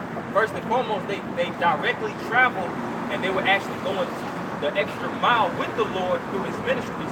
So he knew that it was sufficient for them to actually eat to continue their voyage following the Lord, close in hand, close knit. But him actually going out of his way and actually going out and passing out places, the Lord didn't do that. That's not in the scriptures. Yeah, this is Sirach 12, and I'll start at 1. And when thou do good, know to whom thou doest it, so shalt thou be thanked for thy benefits. See, it says when you do good or give charity, know to whom you do it unto. The word know goes back to the Hebrew word yadah, meaning you recognize them, you understand them. And when you know somebody as a individual, they've been proven to a certain level.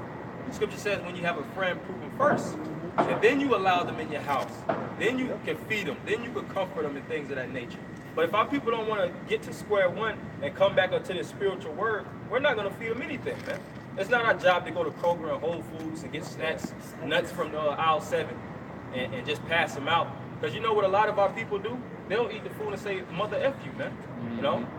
I don't really hear that anyways. And another thing too, a lot of our people are in that bad estate because of them cursing the Lord, cursing the prophets, cursing the men of the Lord and the angels.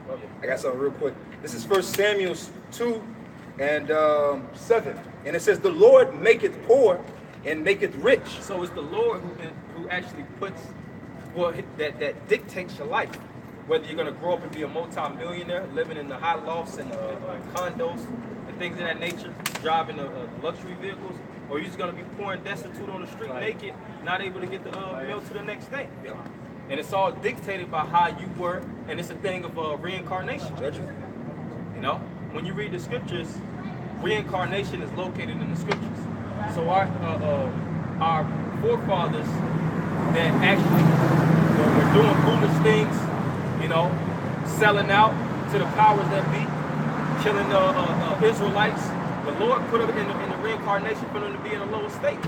And if you really understood, you can actually see the things that these homeless people did, the reason why they're in that homeless condition. You'd be like, I know why you're homeless, man. A lot of them had opportunities to get sometimes good jobs. A lot of them had good jobs. A lot of them had family around them. It's the reason why they got cast out of their first family, because they were sons or daughters of somebody. Most of them was degenerates. They didn't want to listen. Hey, a lot of these homeless people really should be put to death. When you have a rebellious son, get that, you would take them to the city and by default, you would stone them. Now, certain parents don't have that ability, but the highest form of punishment is exile. That's one of the highest things. You completely cutting you off from resources, anything. And these different homeless people, they exile because of the foolish decisions that they made in their life. You reap what you sow, so it is what it is. So when you understand all those different things and balance that out, you understand your primary focus and what your job should be as a man of the Lord, feeding the people with this knowledge and wisdom on the highways of power. Yeah, because I mean, we always share an example of when we was back down at 5 Points at Woodrow. That time we was out there the whole day in the middle of the summer preaching, and then some women came to the camp and brought some plates of food to us.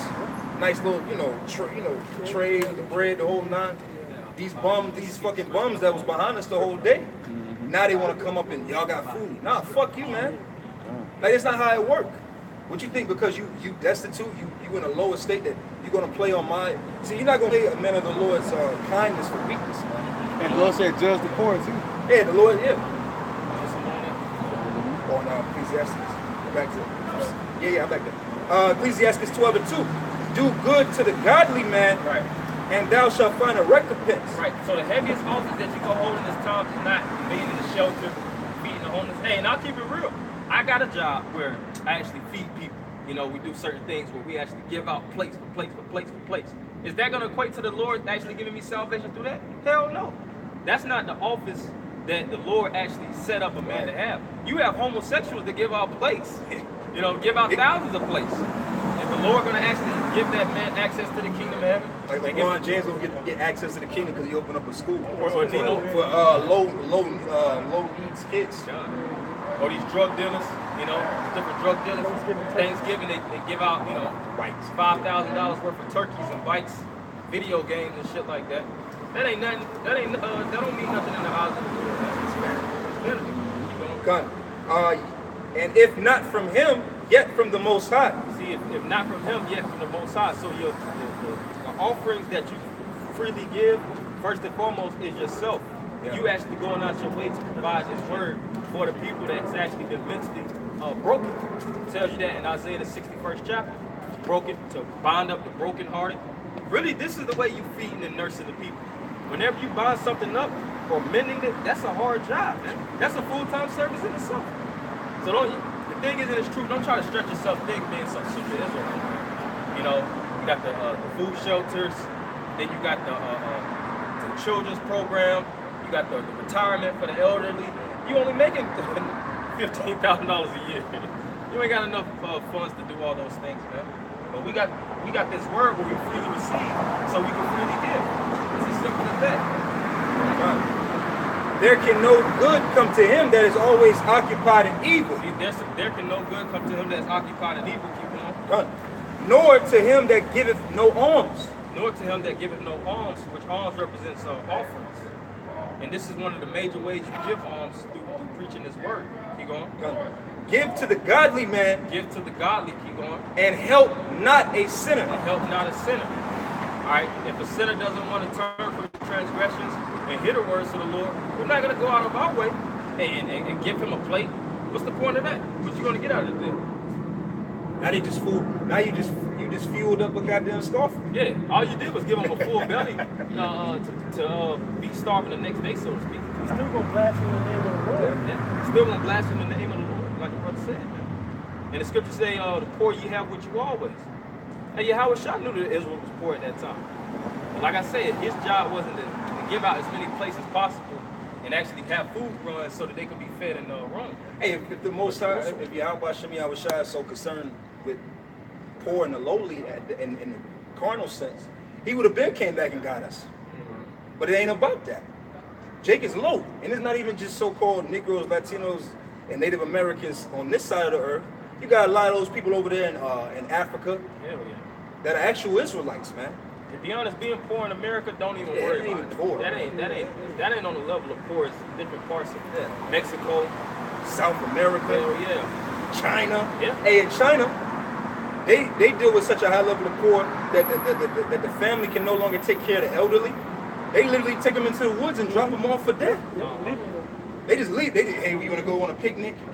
We're going to the car to get a blanket and never return. Yeah, you have this. I think it's a Scandinavian religion. I think it's a cliff.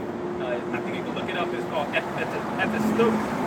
All the older people, they would actually go to the cliff, and just like the brother said, they would just throw them off. They would actually jump to their demise because they started to become a burden onto the society. So, just like the brother said, family can't take care of them. They lazy asses, so to speak. Niggas ain't really poor here like that.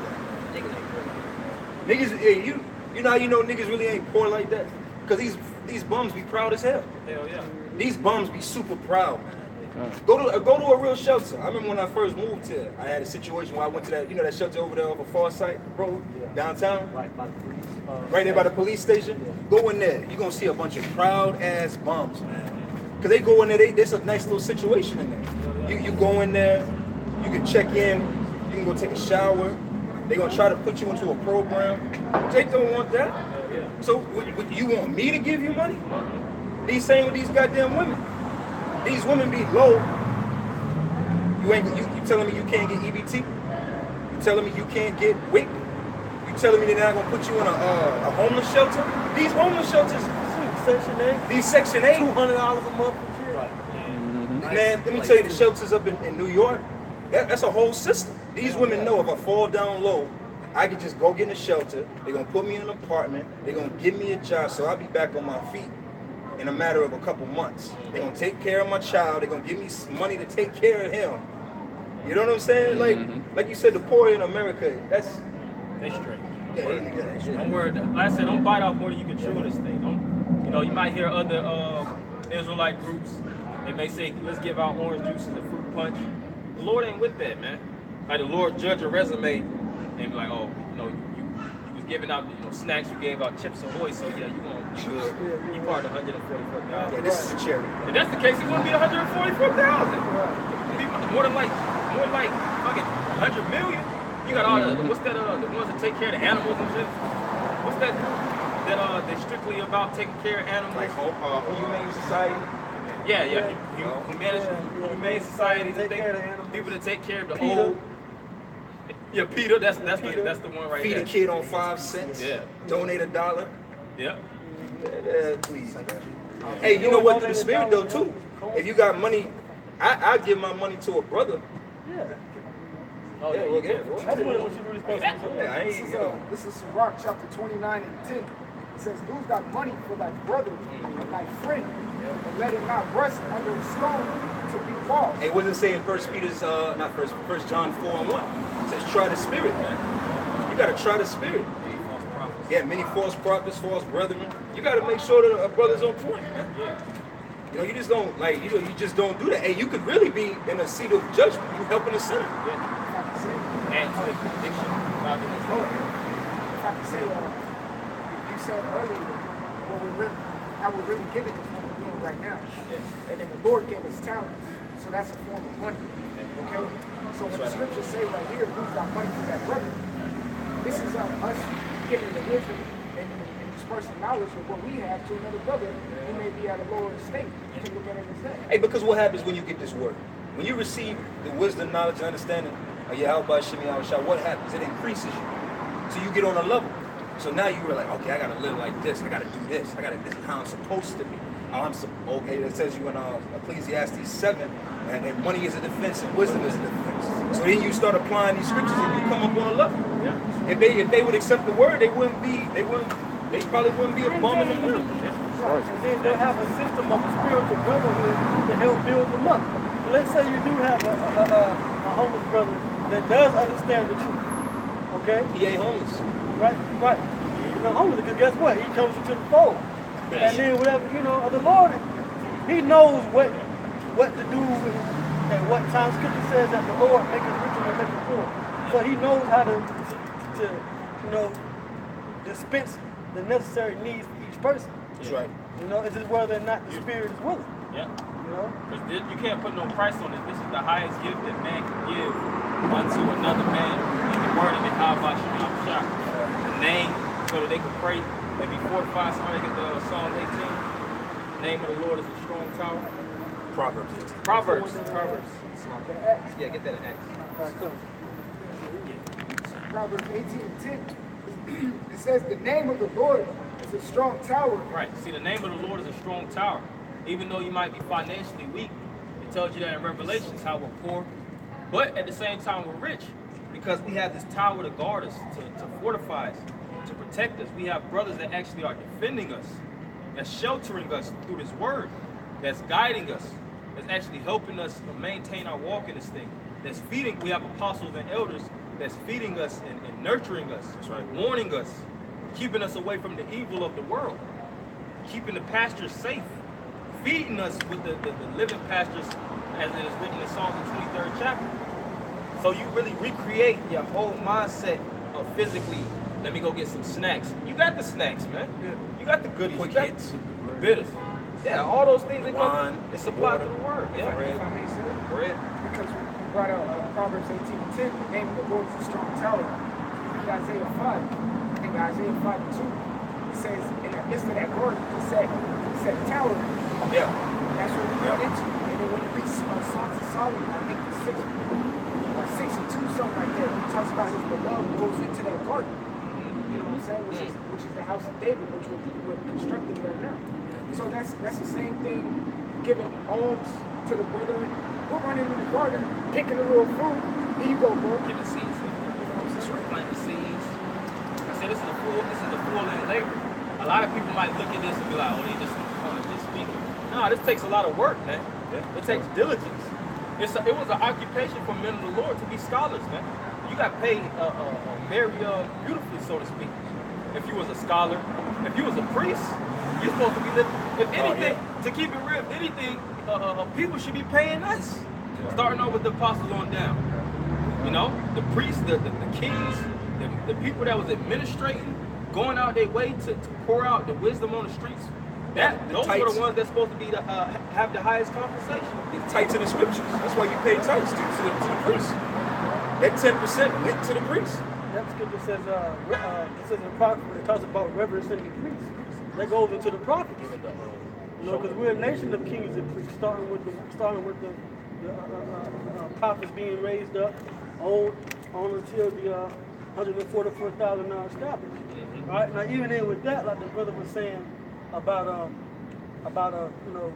paying the prophets of us, right? There's an account in the scriptures where I believe it was Elijah, and he came to this poor woman and he said, "Woman, feed me, all right, or give me something to drink." And she said she didn't have anything. She said all she had was like a little bit of oil and a cruse and like a little bit of flour. And he was like, "Bring it to me anyway."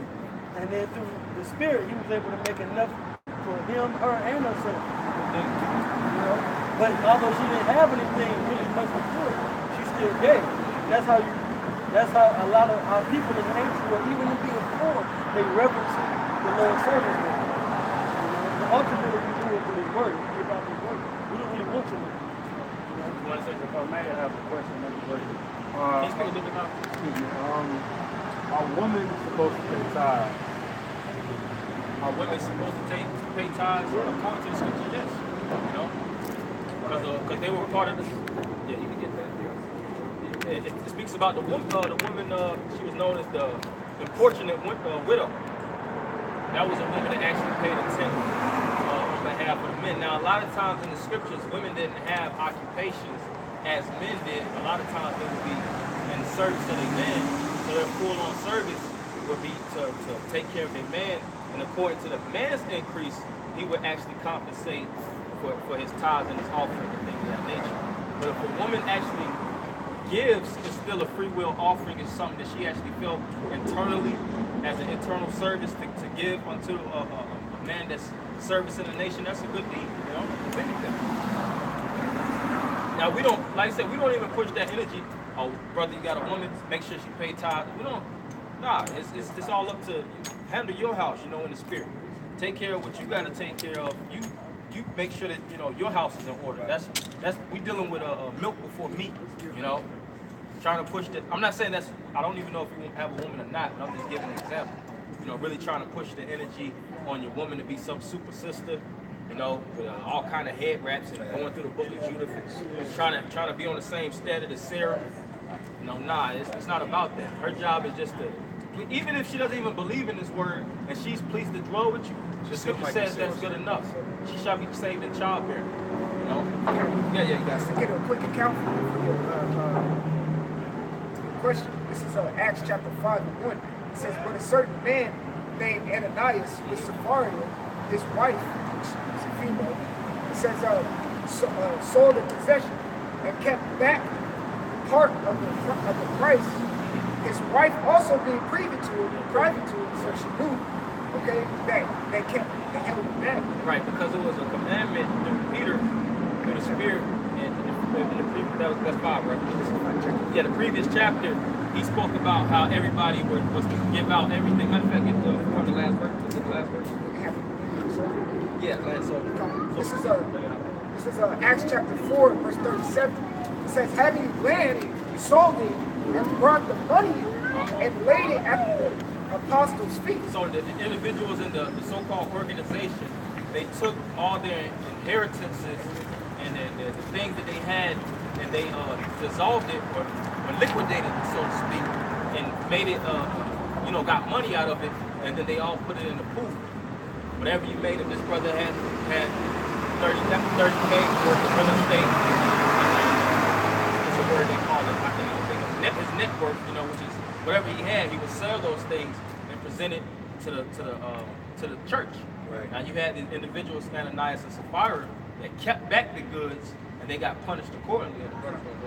So verse 5, Acts 5:2, and kept back part of the price, his wife also being privy to it, and brought a certain part and laid at the apostles' feet. Yeah. Verse 3, but Peter and Ananias, Ananias is a different Ananias. Why have Satan filled thine heart to lie to the Holy Spirit? Yeah, so Peter said, why has Satan filled up your mind to lie to the Spirit, man?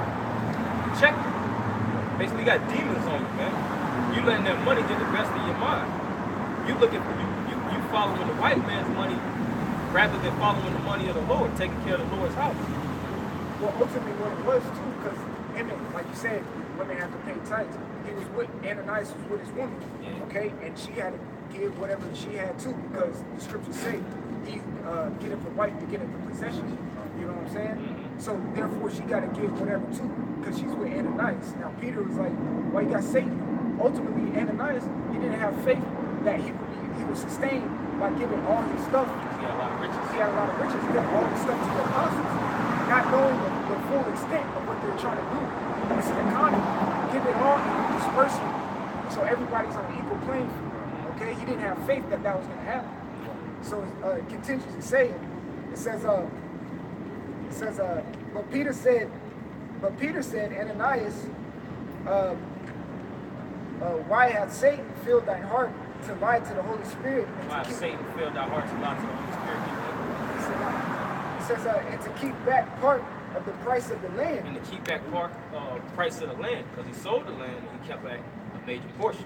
It doesn't go into the exact amount. He might have sold it for 50,000, kept 30,000. Like a nigga would do.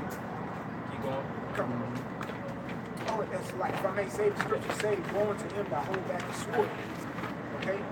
So, the spiritually saying, go unto you that hold back anything for the well-being to the body, or the ministry. Okay, so destruction.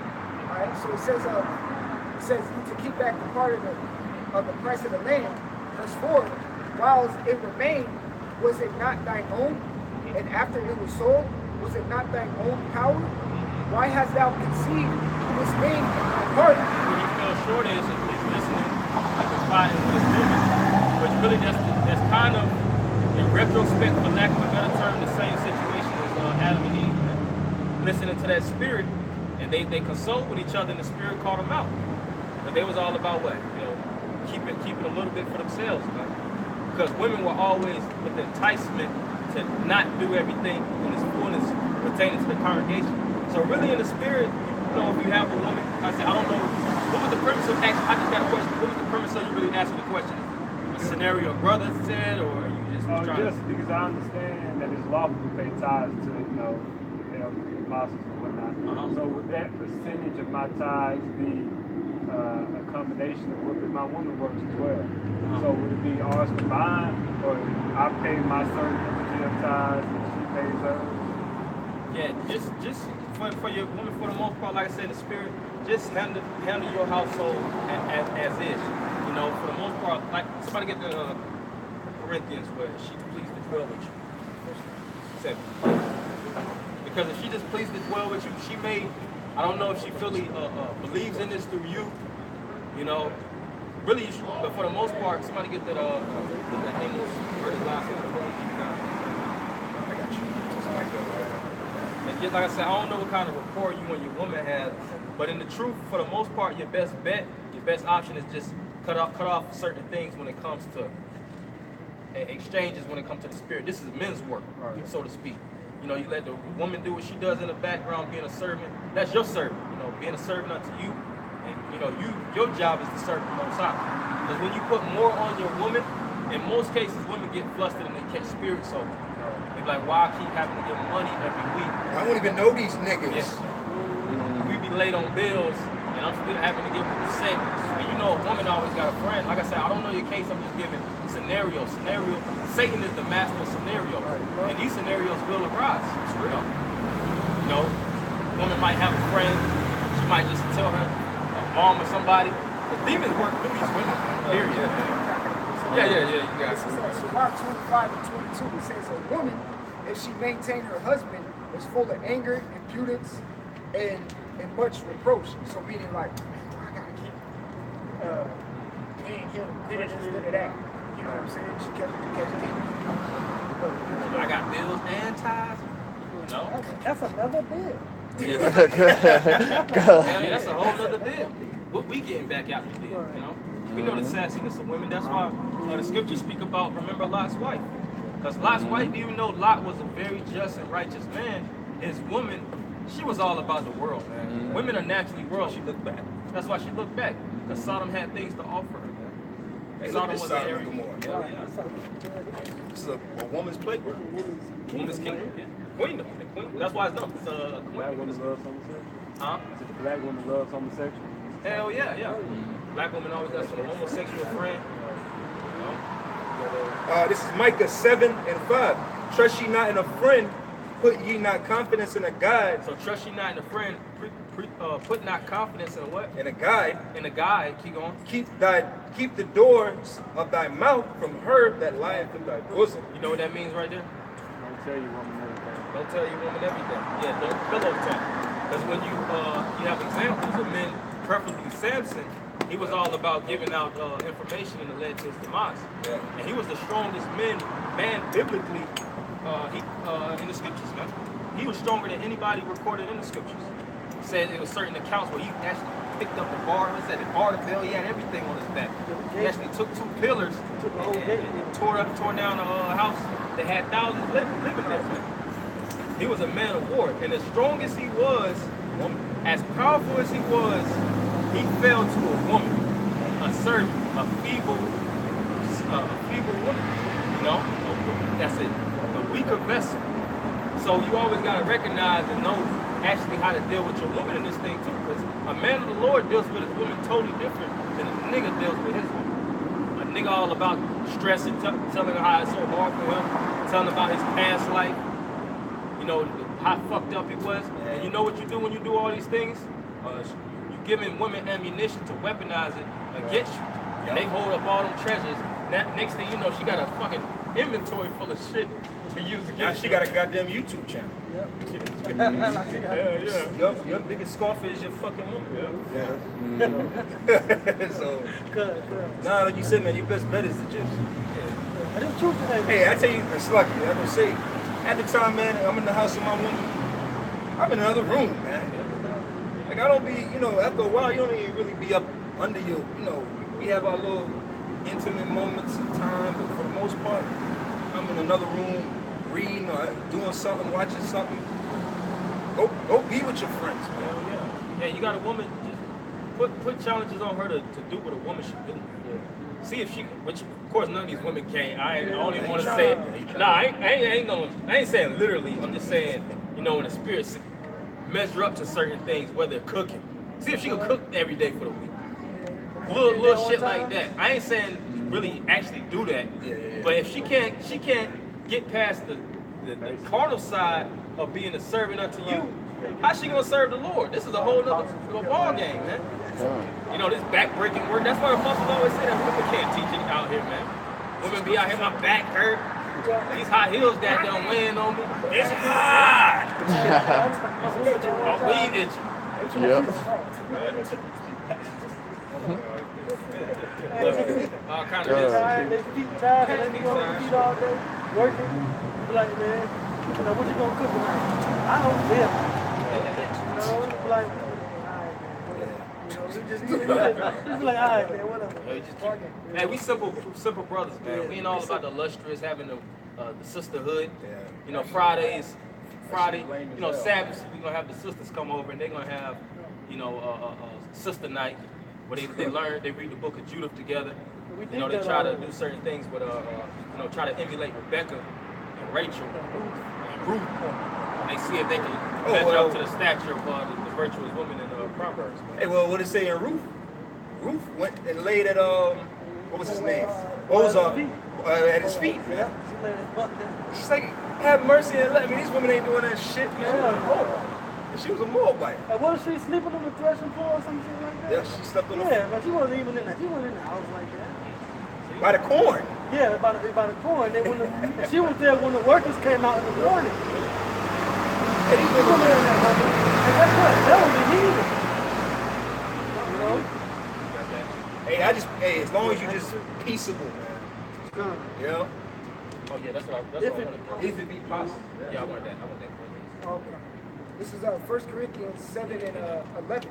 I start at 10. It says, and unto the married I command. Right, unto the married. So you marry, according to scripture, the word marry means to join. You join to your woman through intercourse.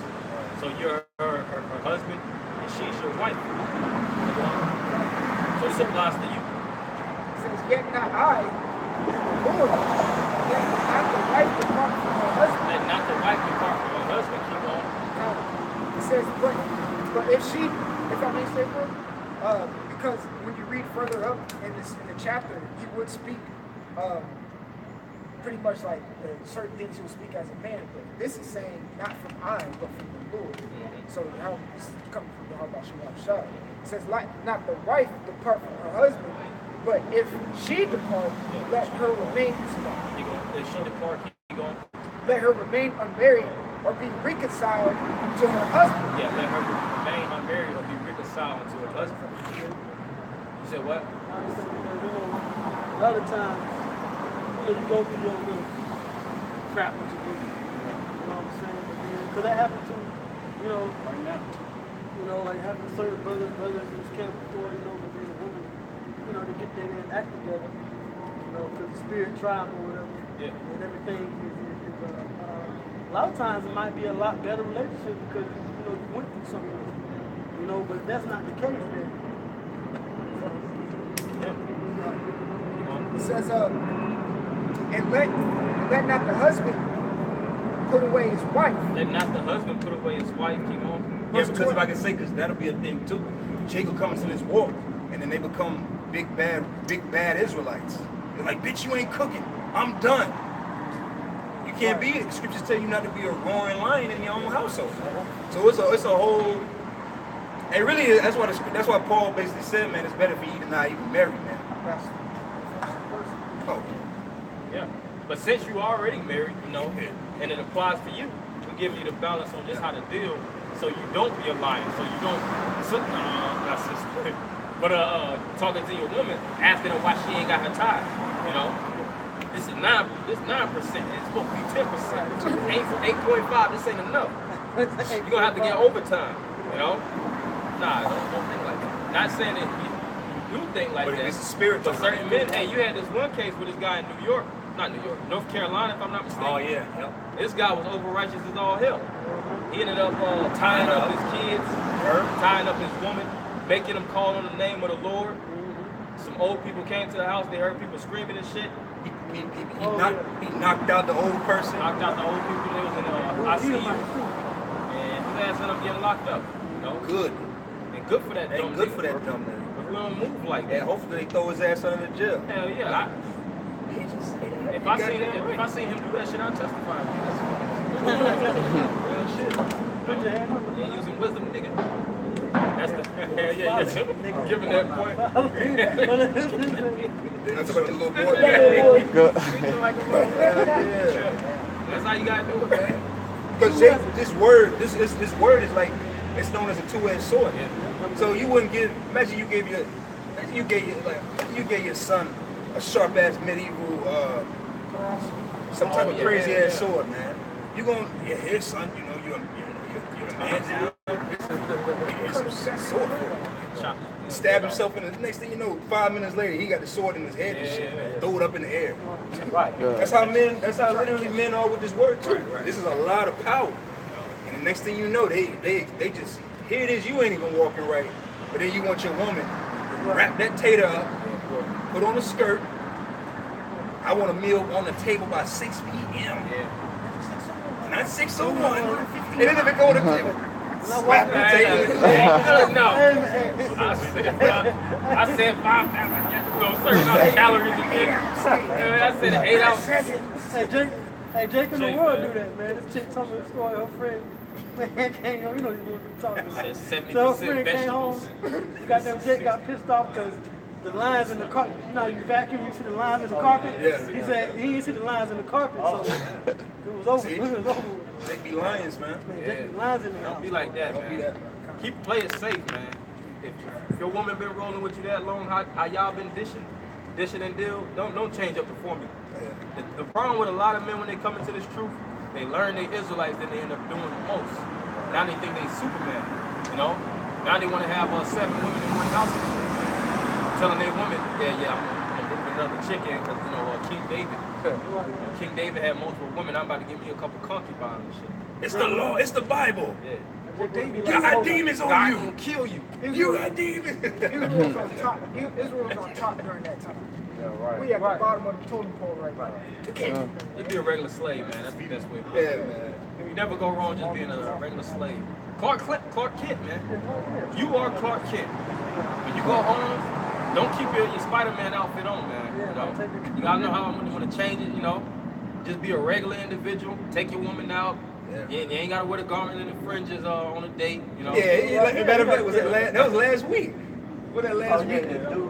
He'll be out here with his girl. Like, oh, shalom in the Most High. Nah, nigga. You out here, it's a Saturday, you out here walking up the street going to fucking Starbucks and shit. Right, they're going to damn Taco Mat. Going to Taco Mat to go get some wings. Right. And they looks and it just, like you said, he had his woman, she had the swirl. Yeah, from last week. The skirt. And I bet you she and she probably the most, and I'm gonna hit you with this too. Really, women that know the truth be the most out of order women on the planet. They're the worst women. Like we always joke about, give me a nigga woman with blonde hair, man. Give me something ready. Tattoos with Michael. Keep it simple, man.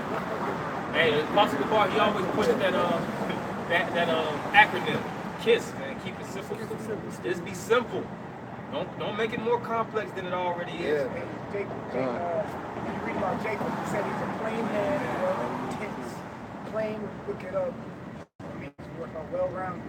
Just be simple. Just know something about something. But you know, if I can say, you know where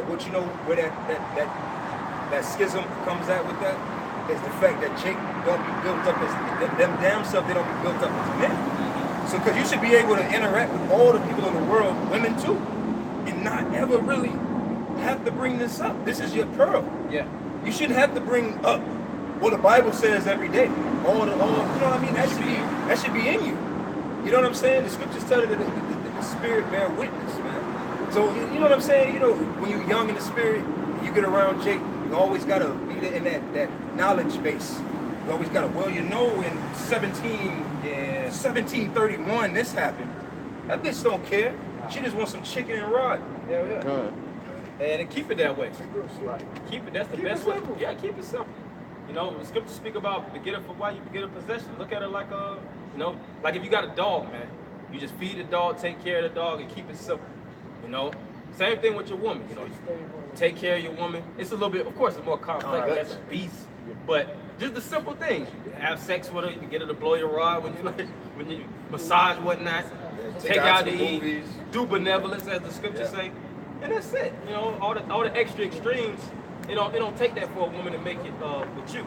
By you actually dealing in this word and doing the man work, her being a byproduct of you, she's going to be saved through childbearing and through her attachment with you. Simple as that. Just keep it simple. 1 Corinthians chapter 7 and 12. It says, but to the rest speak I, not the Lord. If any man, if any brother hath a wife that believeth not. See, if any brother has a wife that believeth not, so you might have a woman that personally serves you, she's a servant unto you, but she doesn't believe on this. She don't believe she an Israelite. You know, she don't believe in the 12 tribes. You know, but does that give you right to cut her off? It really doesn't. You're not supposed to. That's being righteous. Scripture says, be not righteous over much, man. Or over righteous. That's being over righteous, man. You know, trying to get some perfect woman, thinking you can find a Sarah and a haystack of whores. Just get hey man, we getting the best of we really ain't getting the best of the worst. Hey, what did we just getting passed down. You heard what Apostle McCall said last week? He said, you know, man, really dealing with these women is climbing to the sewage, man. Yeah, you really is. Leftovers. Another thing, whatever you are, your woman gonna be. Yes. If you want to take on Islam, she gonna be. Yeah. If you want to, If you gonna be a Buddhist, she gonna be a Buddhist. You want to be a dope boy? Yeah. She's going to be a dope boy. running the trail. Yeah. But that's Packing it. she's an extension of you. She was a rapper, she was a rapper. So. Yeah. It says, if any brother hath a wife, I'll stop at this one. If any brother hath a wife that believeth not, and she is pleased to dwell with him. Yeah, so she doesn't believe in the truth, but she's pleased to dwell with you. Keep going. It says, let him not put her away. Let him not put her away. So your whole thing is, all right, at the end of the day, she's taking care of me as a man. She's making it where I can actually, you know, walk stronger in this thing. Now she's pulling you down and she's a liability. She's potentially hazardous. She's just being a straight up demon. Cut her off. The scriptures speak about give her a bill of divorce. Ecclesiastes 7. Yeah, because in this truth, you gotta learn how to make quick judgments. This truth is about making judgments. All right, if she holding it down, she keeping up her end of the bargain, so to speak, her bargain as a woman, then I can roll with that. But if she's starting to withhold the box, you know, trying to throw you in the doghouse, Mad at you because you go out on Saturdays. mad at you because you go out on Saturdays and you hang with brothers and you go to feasts and you want to serve the Lord. Yeah, you want to do lessons. She in that either choose the Lord or choose me spirit. Shoot a bird at it and keep it pushing. But you know, you're confused. Yeah. I can't say because you keep reiterating that scripture when the man get a wife and get a possession. Keep reading it. It says a help unto him of himself and a pillar of rest. She's not being a help to you. She's not being a pillar of rest for you. Stay. She's just being a liability. This investment is about getting assets, man. Any liability, somebody get that, your right hand offender. All liabilities are cut off. That's the spirit that we coming in. You know? And that's for yourself too.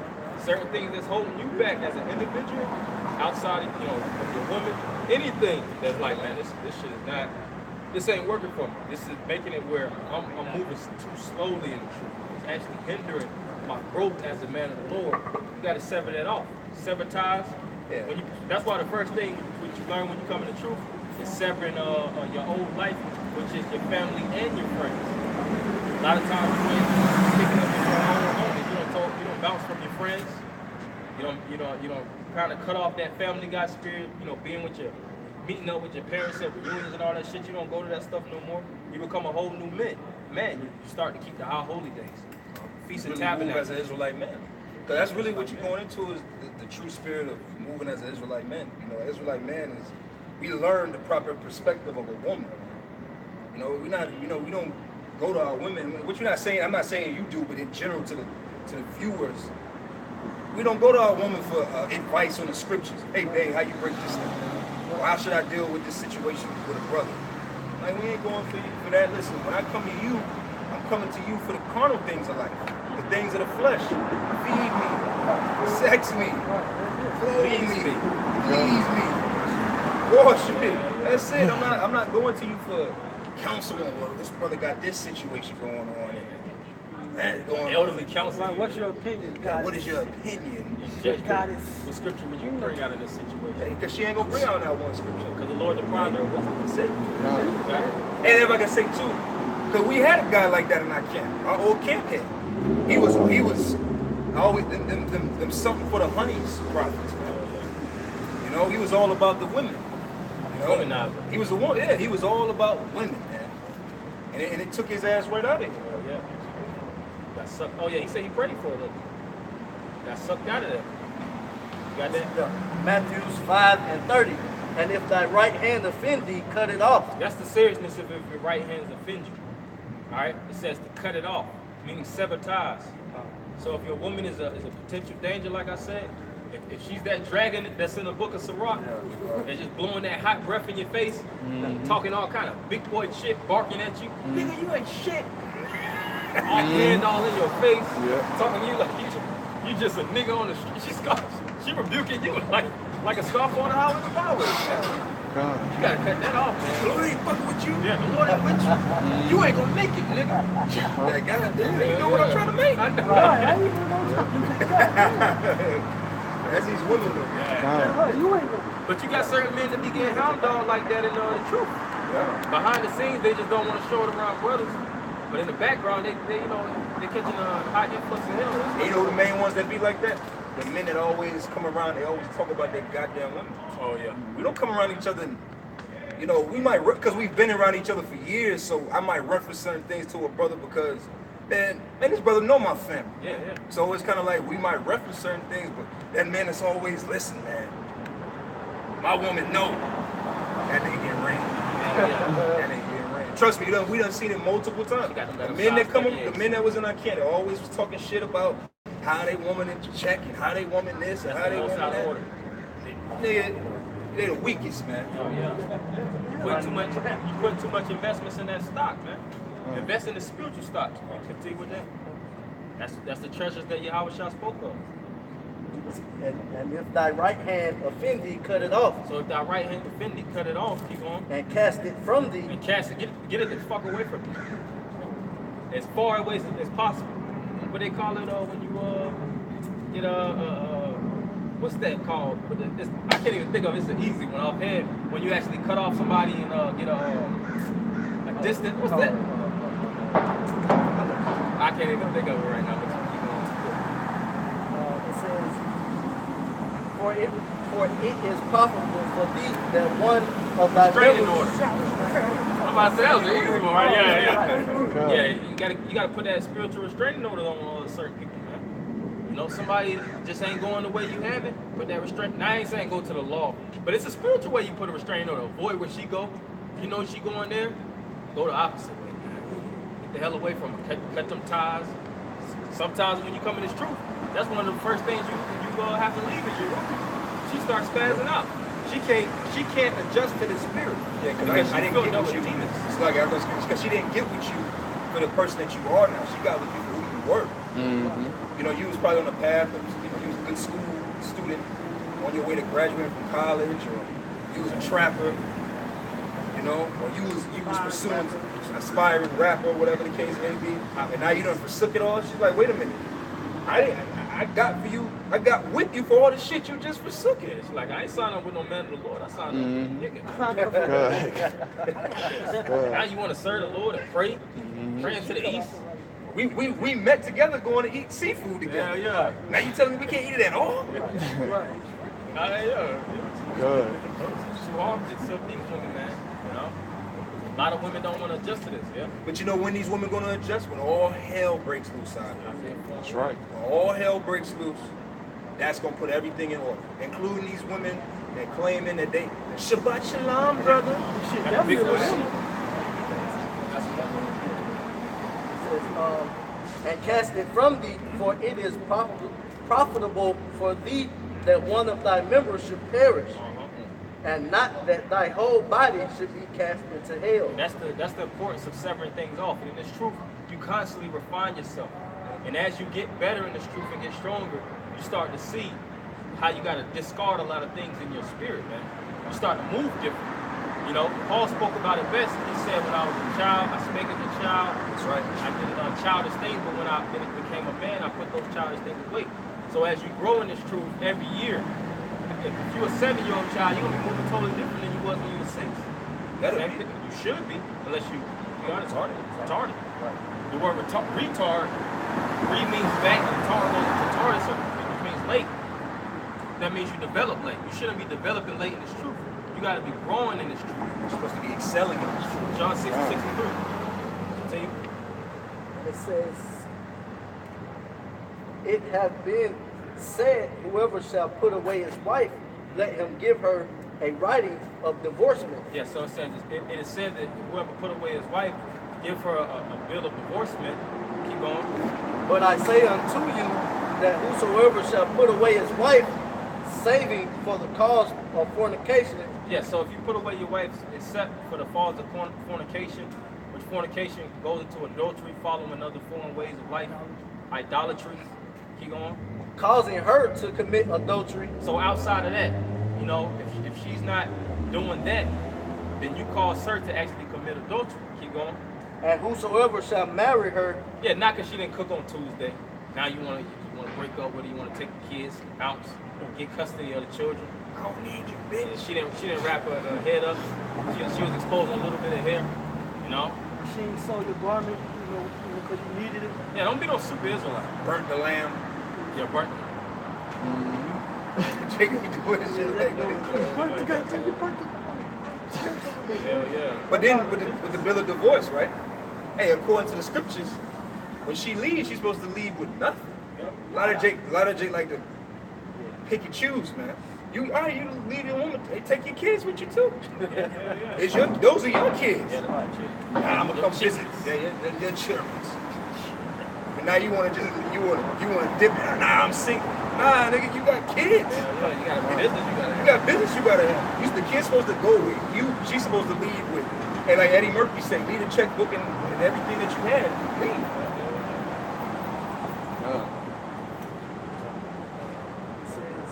I don't like that. Yeah, Jacob, like I said, but that's the fullness of the word. You got this word is a chain and link. If you do one thing, it's a ripple effect that comes with it, and you got to move with the full flow of everything. You know, if you keep one thing and you discard another, then you being a hypocrite. That's right. Meaning you trying to play with the word and you try to adjust the things that's good for you, and certain things don't feel good and it doesn't favor you, and that's when you throw certain parts of the book out, which a lot of guys do. They tailor the scriptures to themselves. Tailoring is all about just chopping down the extra thread. That's how Jake is, you know. They want to keep the sweetness. But when it comes to the bitterness of the word, they chop all that away, man. Yep, customizing it. That's true. To their liking, not to the likings of the Lord. Right. And whosoever shall marry her that is divorced committed adultery. Yep, whosoever marry her that divorced committed adultery. So we are adulterous generation, meaning you don't have goods that were already purchased from a man before you.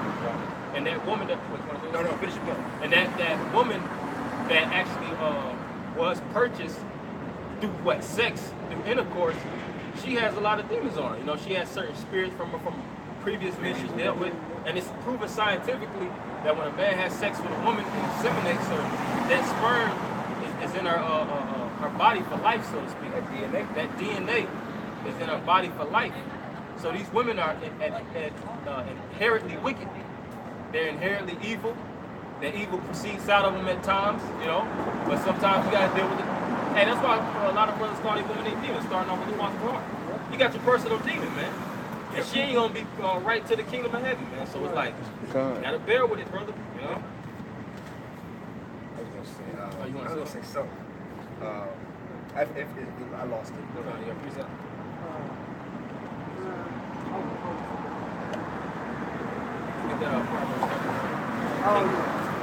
King Lemuel with his mother, because his mother was kicking some heavy game to the king. That's why it's imperative to know this wisdom. You know, not trying to, especially as a young man, you hear certain things as far as like Isaiah 4:1, various scriptures about how 7 women shall cleave unto one man. Here it is, you 6 months in the truth, now you're trying to have 4 women. You're trying to be some bachelor. Nah. Cut things off in the world. Your main priority in this truth is severing your ties with the world and actually getting in your chambers and getting more familiar with the word. Right. All right? Because you're really a woman to the Lord. Your job is to really refine yourself, purify yourself. Do that which the Lord requires you to do. Don't make hasty and foolish decisions. Learn to speak in season. Learn to speak wisdom in season. Because it's a way to move in this thing. It's a right way of everything, and it's a wrong way of everything. And this book is it's a lot of rights, and it tells you a lot about wrongs, you know? So your whole thing is about working on yourself, fine-tuning yourself, cleansing yourself, you know, pulling yourself away from the old man and continue in the spirit of the Lord, you see? I know what you're saying. That's what I'm saying. That's why through the spirit, you really shouldn't even be dealing with these pre-assembled Israelite women. Because somebody assembled them. And then, you know, and then here it is. She comes on your mentions. Or shalom, brother. You know, saluting you. And you're just thinking like, this is the one right here. Nah, who set her up that way? Where she learned the name from? So, you know, it's best thing that I don't want no woman that know nothing about the truth. Now, my woman, she know a little bit about the truth because she been around me this whole time. Yeah, so it's gonna happen. So it's gonna happen naturally, but even still, it's like, man, she knows what she needs to know. She knows she's an Israelite. She knows enough, man. But I ain't breaking down Ezekiel the 38th chapter. Daniel 7. What was that? The 12 feathers and Ezra's.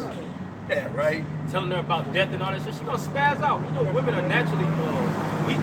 That's why they're break out a Nebuchadnezzar's dream. Yeah, so telling you, this the gold goes to Nebuchadnezzar, 605 BC.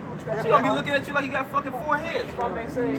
It's Titus 2, 1 Timothy 2. That's what you said. That's all you need to know. Man, I wouldn't even say all that, man. They're gonna offend something. You telling me I'm supposed to stay at home? Yeah. Whatever. You got something? You got that in Proverbs? Yeah. Proverbs 31 and 1. It says the words of King Lemuel, the prophecy that his mother taught him. So these are the words that King Lemuel, his mother, taught him of prophecy. You know, certain things in the spirit where his mother was built up through her man, her husband. So when her husband died, she had certain charities, so to speak, not charities, certain gifts, attributes that she had in herself that she could actually give to him to actually be built up more and polished as a king. It says, what, my son, and what the son of my womb? Because that's the natural thing that's going to happen when a woman is around you too. It's inevitable for her to kind of gain wisdom, learn more about the natural way. She's going to around your house, you got natural products. You ain't eating pork. Now she want to stop eating meat because, like we said earlier, your woman is an extension of you. You don't have to push the words out through who you are. You're going to naturally pull people to you. And if people are already connected, they're going to actually change and adjust to your lifestyle. That's right. You know? Scripture says, he that's among the wise shall be wise, and the companion of fools will be destroyed in the Proverbs. So through your wisdom, people are gonna say like, damn man, this move smoothly. I wanna be like him, you know. Or your woman see how you eat. He eating more healthier. He has more energy. He's doing things like a man. Me being attached to him, I gotta keep up with that energy. If not, it's gonna be a big difference, and I'm gonna be looking like a piece of shit in his eyes. He's gonna see that I can't keep up, so they're gonna naturally want a woman to actually somewhat try to compare, because a woman is naturally competitive too, man. So Hannah and Vanna. yeah, Leah and Rachel. Yeah. So Mary had was it Mary's sister? Mary Magdalene. She it was her and another woman, and they was having contentions about taking care of Yahweh Shai and things like that. Well, you had more than Mary Magdalene. You had Mary, the mother of Yahweh Shai, Mary Magdalene. You had another Mary. You had Martha too. Right, Martha. I think it was Mary and Martha. Mary and Martha. Yeah. So through what you do, how you move, how much you actually get into the spirit of Yahweh Shai, people are gonna naturally get into it just through you actually emitting that. Your push shine. Yeah, your light is shining. Get that let your light shine before Matthew chapter. It says, what my son, and what the son of my womb, and what the son of my vows. Give not thy strength unto women. So King Lemuel's mother said, give not thy strength unto women. She told him it as a commandment. Never do that. What's your strength? Your wits. Your mind. It tells you that in 2nd Ezra. Many have lost their wits from... Yeah, okay, you got it, Matthew. It says that many have lost their wits for a woman. Your wits represents your mindset.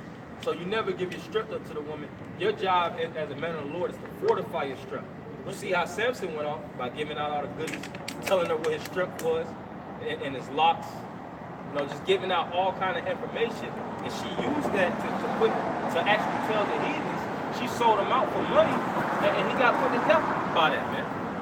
So you never even know in these days to come how your woman is gonna actually react when the walls caved in, so to speak. And all the information you might give her, she might tell everything about you, man. From your height to the men that you actually roll with. I'm telling everything, what you need to know.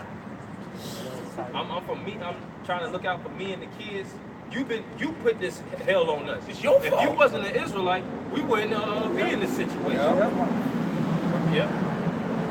Oh yeah. So get that in the it says, because when demons, I'll say when situations get tight and they get hard, women, they're gonna naturally pull on that flesh, man.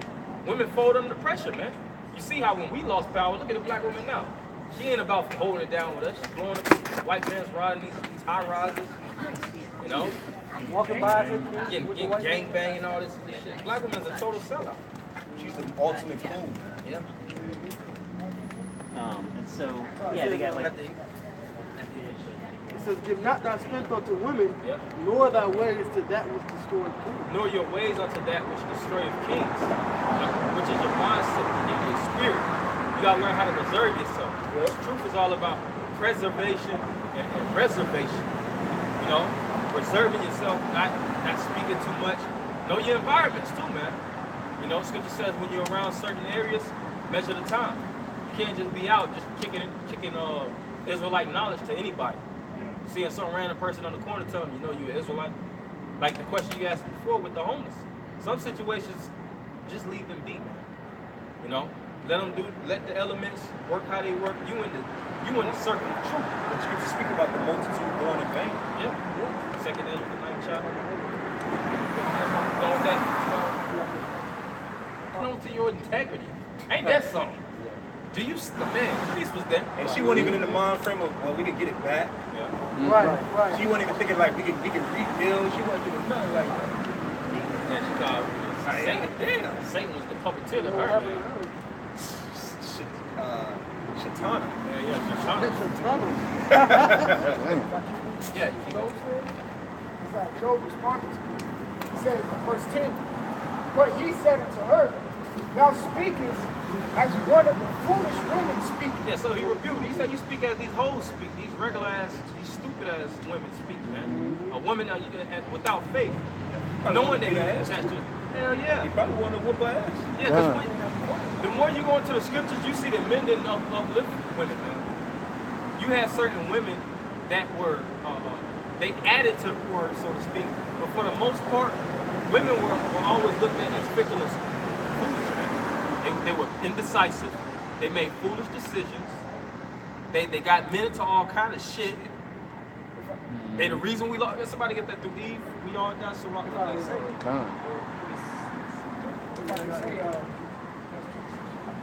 I could say, even your house shot, when his mom came up, she was like, what's that got to do with me?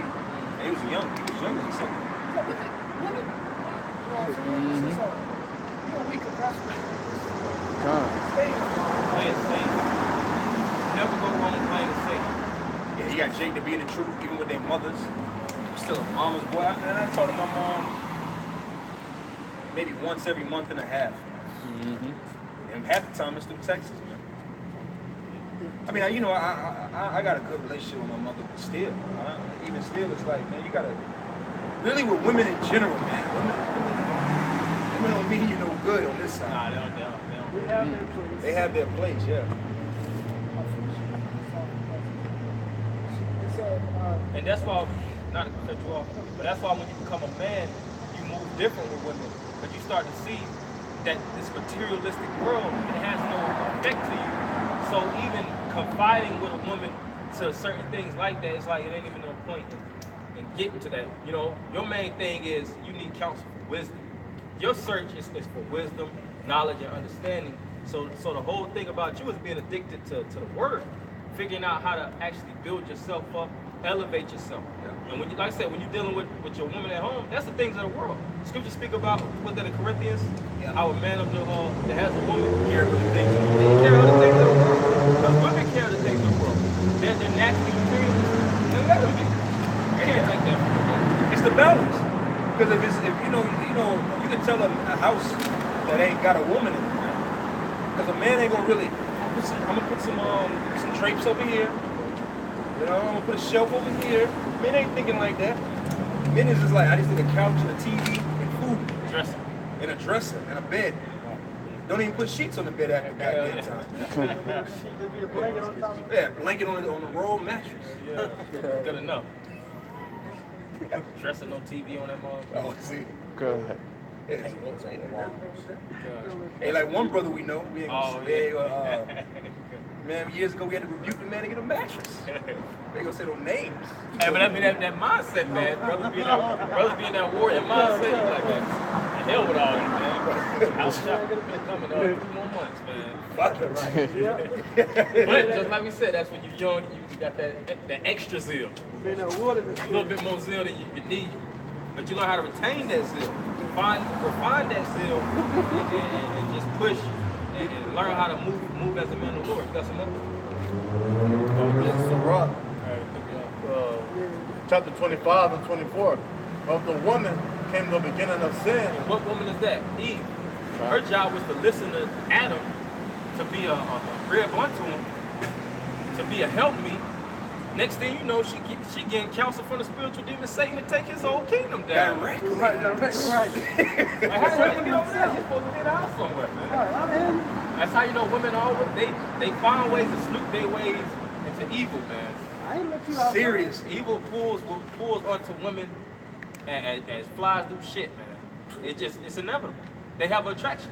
That's why the brother said that earlier. They're literally the negative to our positive. You know? But hey, opposites attract. Let her keep her negativity, so to speak. But you know, at the end of the day, you got to keep the positive route. Because in the kingdom of heaven, when we finish this and the deal is all done, all Israel will be righteous. That's right. You know? This is warfare. Somebody get that 2 Timothy 2:4. You know? You got to think like a warrior. You got to act like a warrior. You watch the movie 300? You see how Leonidas was when he was talking to his woman?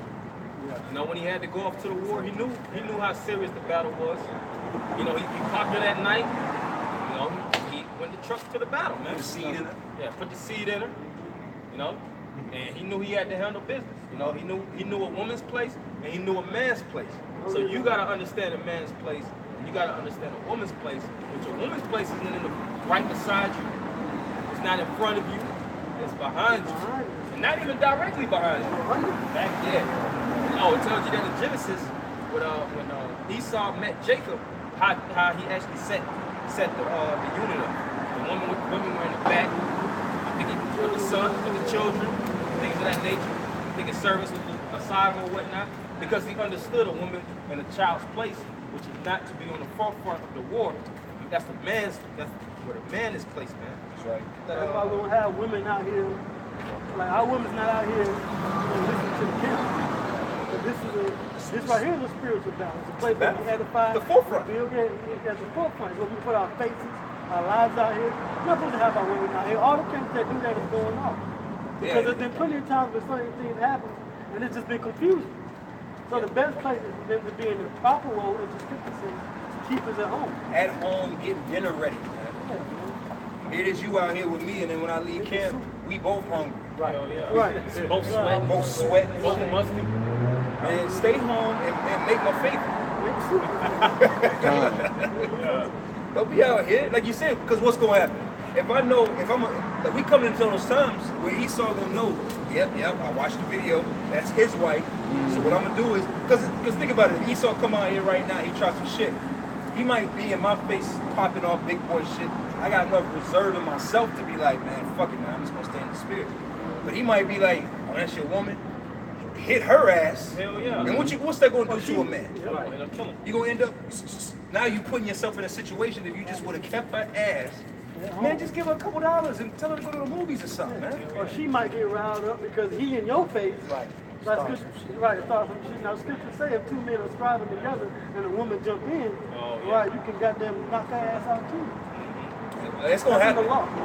Hey, what? See, they're gonna show you, man. Don't two men fighting, man. It's a lot that comes in the book. It's a lot. What you got? You got one? No, I didn't have no. I was trying to find out. Yeah. Well, he gonna finish that before that. Ecclesiastes 25 and verse 24. Of the woman came the beginning of sin. Right. Of the woman became the beginning of sin. So transgression arose through the vessel of the woman. Keep going. And through her, we all die. And through the woman, we all die. So listening, taking counsel from a woman is going to lead you to death, man. A woman doesn't have all the formulas. She wasn't designed to be smart, to be witty. You know, women are just. Their job is to please the black counsel of women. And see, if they were women to understand it, they will understand that their job is to take care of the men. And that's the problem we have. Because we wasn't even referring to the role, man. Here it is.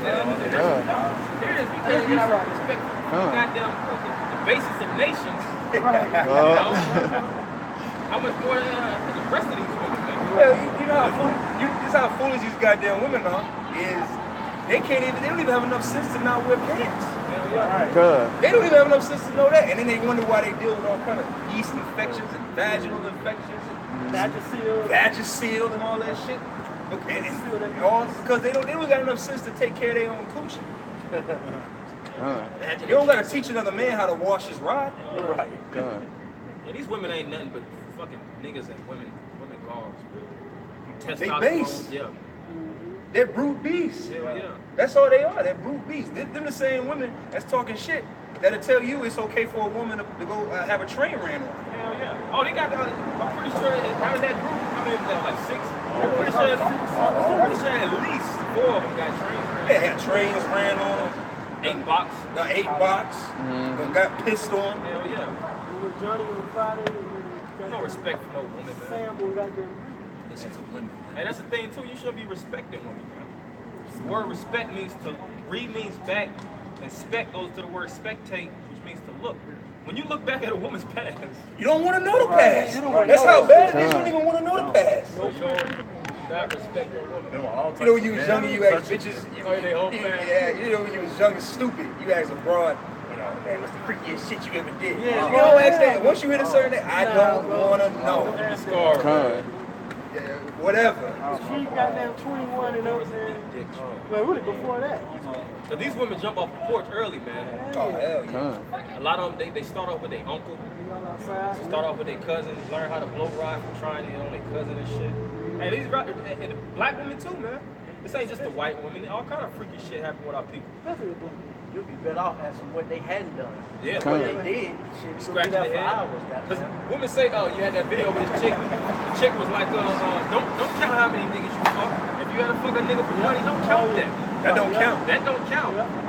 If the dick wasn't good, yeah. If the dick don't count, if it wasn't good, it don't count. It don't count. And because these women trying to drop their numbers down. And the spirit, if we had them they live glasses, Oh, boy, what? most likely have a sign up, and right when you come to the trip, you get them they live glasses. And you can see the numbers. You throw up. You see some crazy numbers. Number 1,237. Like, goddamn, she fucking all day and night. See a little infinity sign. Damn. You gotta count. A chick 15 years old, 137. Damn. Hell yeah. Hey, born and counting. Like, I want to be a virgin. You see the numbers going up. Yeah, I'm like, on the morning shows, they have the 14, 15 year-old girls on there. Yep. They're talking about, I slept with 100 men. Yeah, 100 men, and I don't care. And then she get on, she be like, you know, Maury, ask them, why do you want to do your mother like this? I don't care, I'm gonna keep going. And it be these Edomite women, man. It be these white girls like this. I slept with 100 men, and I'm still gonna keep going. On the filthiness of this world, it should make you want to stay in the house. It should make you want to, I'm talking about this house, this spiritual house. It should make you want to be that spiritually chaste virgin, as Paul said. You got you got that in Timothy. You done with that, right? And you get that smart buckets. Yeah, because all these women are sluts, man. They don't take the role of a lady. Because all these words, when you look into them, they have a connotation, so to speak. They have a vibration that comes out of them. Like a man is different than a husband. Yep. You know, when you look up the definition, the word husband means the planter. When you truly are a husband unto a woman, you actually planted your seed into her and you actually have a child by her. But before you actually do the act of have the act of actually planting that seed into her and having a child, you're really not her husband. Same thing with a woman and a lady. The word lady means baker of bread, so to speak. Female and woman. Yep, a female and a woman. All these different words have different definitions. The word slut in the etymology, it means unclean living. Because the way these women, that's what makes them slutty. Like, it's not clean about a woman, you know, smashing multiple women. That video I seen that bad bitch, she's talking about in 1 week. She's like, in 1 week I was feeling myself and had, what she said, she had sex with like three men? Yeah, 3 dudes. Oh yeah, 3 dudes in 1 week. Yeah, she's smiling about it. Yeah, she said she got a yeast infection. That's a slut. That's a slut. That's an unclean way of living. Same thing with Amber Rose. She was like, I've only had 4 men sexually in my life. But then when you read the caption, it says, was it 12, 13, 15, 16? She says, you know what, ladies? Don't be ashamed and don't let anybody slut shame you. So really, man, these women, man, they proud to be a bunch of damn whores and damn harlots, man. You know? But even that's prophecy. I got something, matter of fact. I had that 1 Timothy 2. Yeah, you can bring it up. 26, 25. Okay, that's what I wanted to get because I wanted to drop on that one point. I'm gonna let you go ahead, but I want to bring it out because, like I said earlier, all these different words have certain word definitions to them. Like the brother said, like the word harlot means, if I'm not mistaken, an unchaste woman, and a harlot is all about getting outside, being loud and Higher, something like that. I think it means. What I look at is like an unchaste woman. It's, you know, multiple definitions for a lot of these words. Yeah, a hoe is short for a whore. You know, these women are always outside. They always doing things in the streets. They take the nature of a harlot. You know, always getting some nigga's number, having sex. Like you gotta take her on dates, purchase this, that, and that to get the ass. Hey, Riley said it on Boondocks. Basically, what's the point of taking out when you get this paid for? It's basically like it's the same thing, man. I think Huey was debating them, but right, that was probably the only. And he got confirmed. Yeah, that was the only debate. He got confirmed. I got to do work. Up top, the online etymology of harlot. It means a vagabond, a man of no fixed occupation, an idle rogue, a tramp, a vagabond, a scoundrel. And that's a woman. That's a woman. And it can actually apply to men too. You know, he said a trump, a scoundrel. That's it. Yeah, and a vagabond is somebody that, if I'm not mistaken, does a lot of traveling. And that's these women. The scripture says that she's gonna be like a thirsty traveler. She'll open her mouth for every arrow and slide, open her quiver. Meaning she taking all kind of diverse rides, man. Interracial men, multiple. And then you get her. Can't do nothing with that. You riding on a goddamn 99. You throwing hot dogs down the hallway. Yeah, that's all you doing. Try to hit a wall. Hell yeah. It says vagabond, a man of no fixed occupation. And that's these women. These women aren't of a fixed occupation. Because they don't want to be ladies. They don't want to just be at home and cook. They're like, that ain't fun enough. I want to be out. They don't want to be a woman. They don't want to be a servant. So they just take on a cloak of all these different things. They want to be a woman. Like you have these women on these Instagram, you'll see them cooking, and then you'll see them shaking ass on the next video. Yeah. Like, bitch, or cooking ass. What do you do? Shaking ass while cooking. I've seen that. I've seen that multiple times too. Get you one that can do both. Hey, listen to this. Hold on, there's a little bit more to this.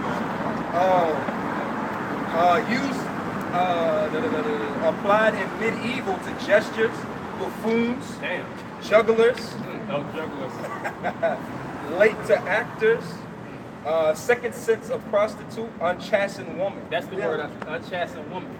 Because to be chaste means you're mainly in the house, and you like if you're chastised, a lot of times you keep yourself in the confines of the house. Now these women are unchaste, that's why they always in the streets. These women be walking around half naked, like they ain't got a man. Yeah. They don't. A lot of times they don't claim big men. That's why one of the major things that a woman does before she fully gets married is they have those bachelor parties where they blowing all kind of rods, sucking off Chippendale. Yeah. And they do that heavy in Brazil too. Before they have the what's that, Ash Tuesday? Before all these things they have Mardi Gras. Yeah, Mardi Gras, Fat Tuesday. Yeah, Fat Tuesday, and they live fat. Having all kind of sex. That's where the whole the masquerade. They brought that from the French to the French quarters in Louisiana. So that's why Mardi Gras falls right before Ash Wednesday, which is Fat Tuesday, which that's when they put the mask on and just freak off. And ask for forgiveness. And for the next 40 days, I ain't gonna watch TV and drink soda. It's a filthy world, man. It's filthy. Oh, listen to this other part though. The word may be dramatic with the original sense of a camp follower.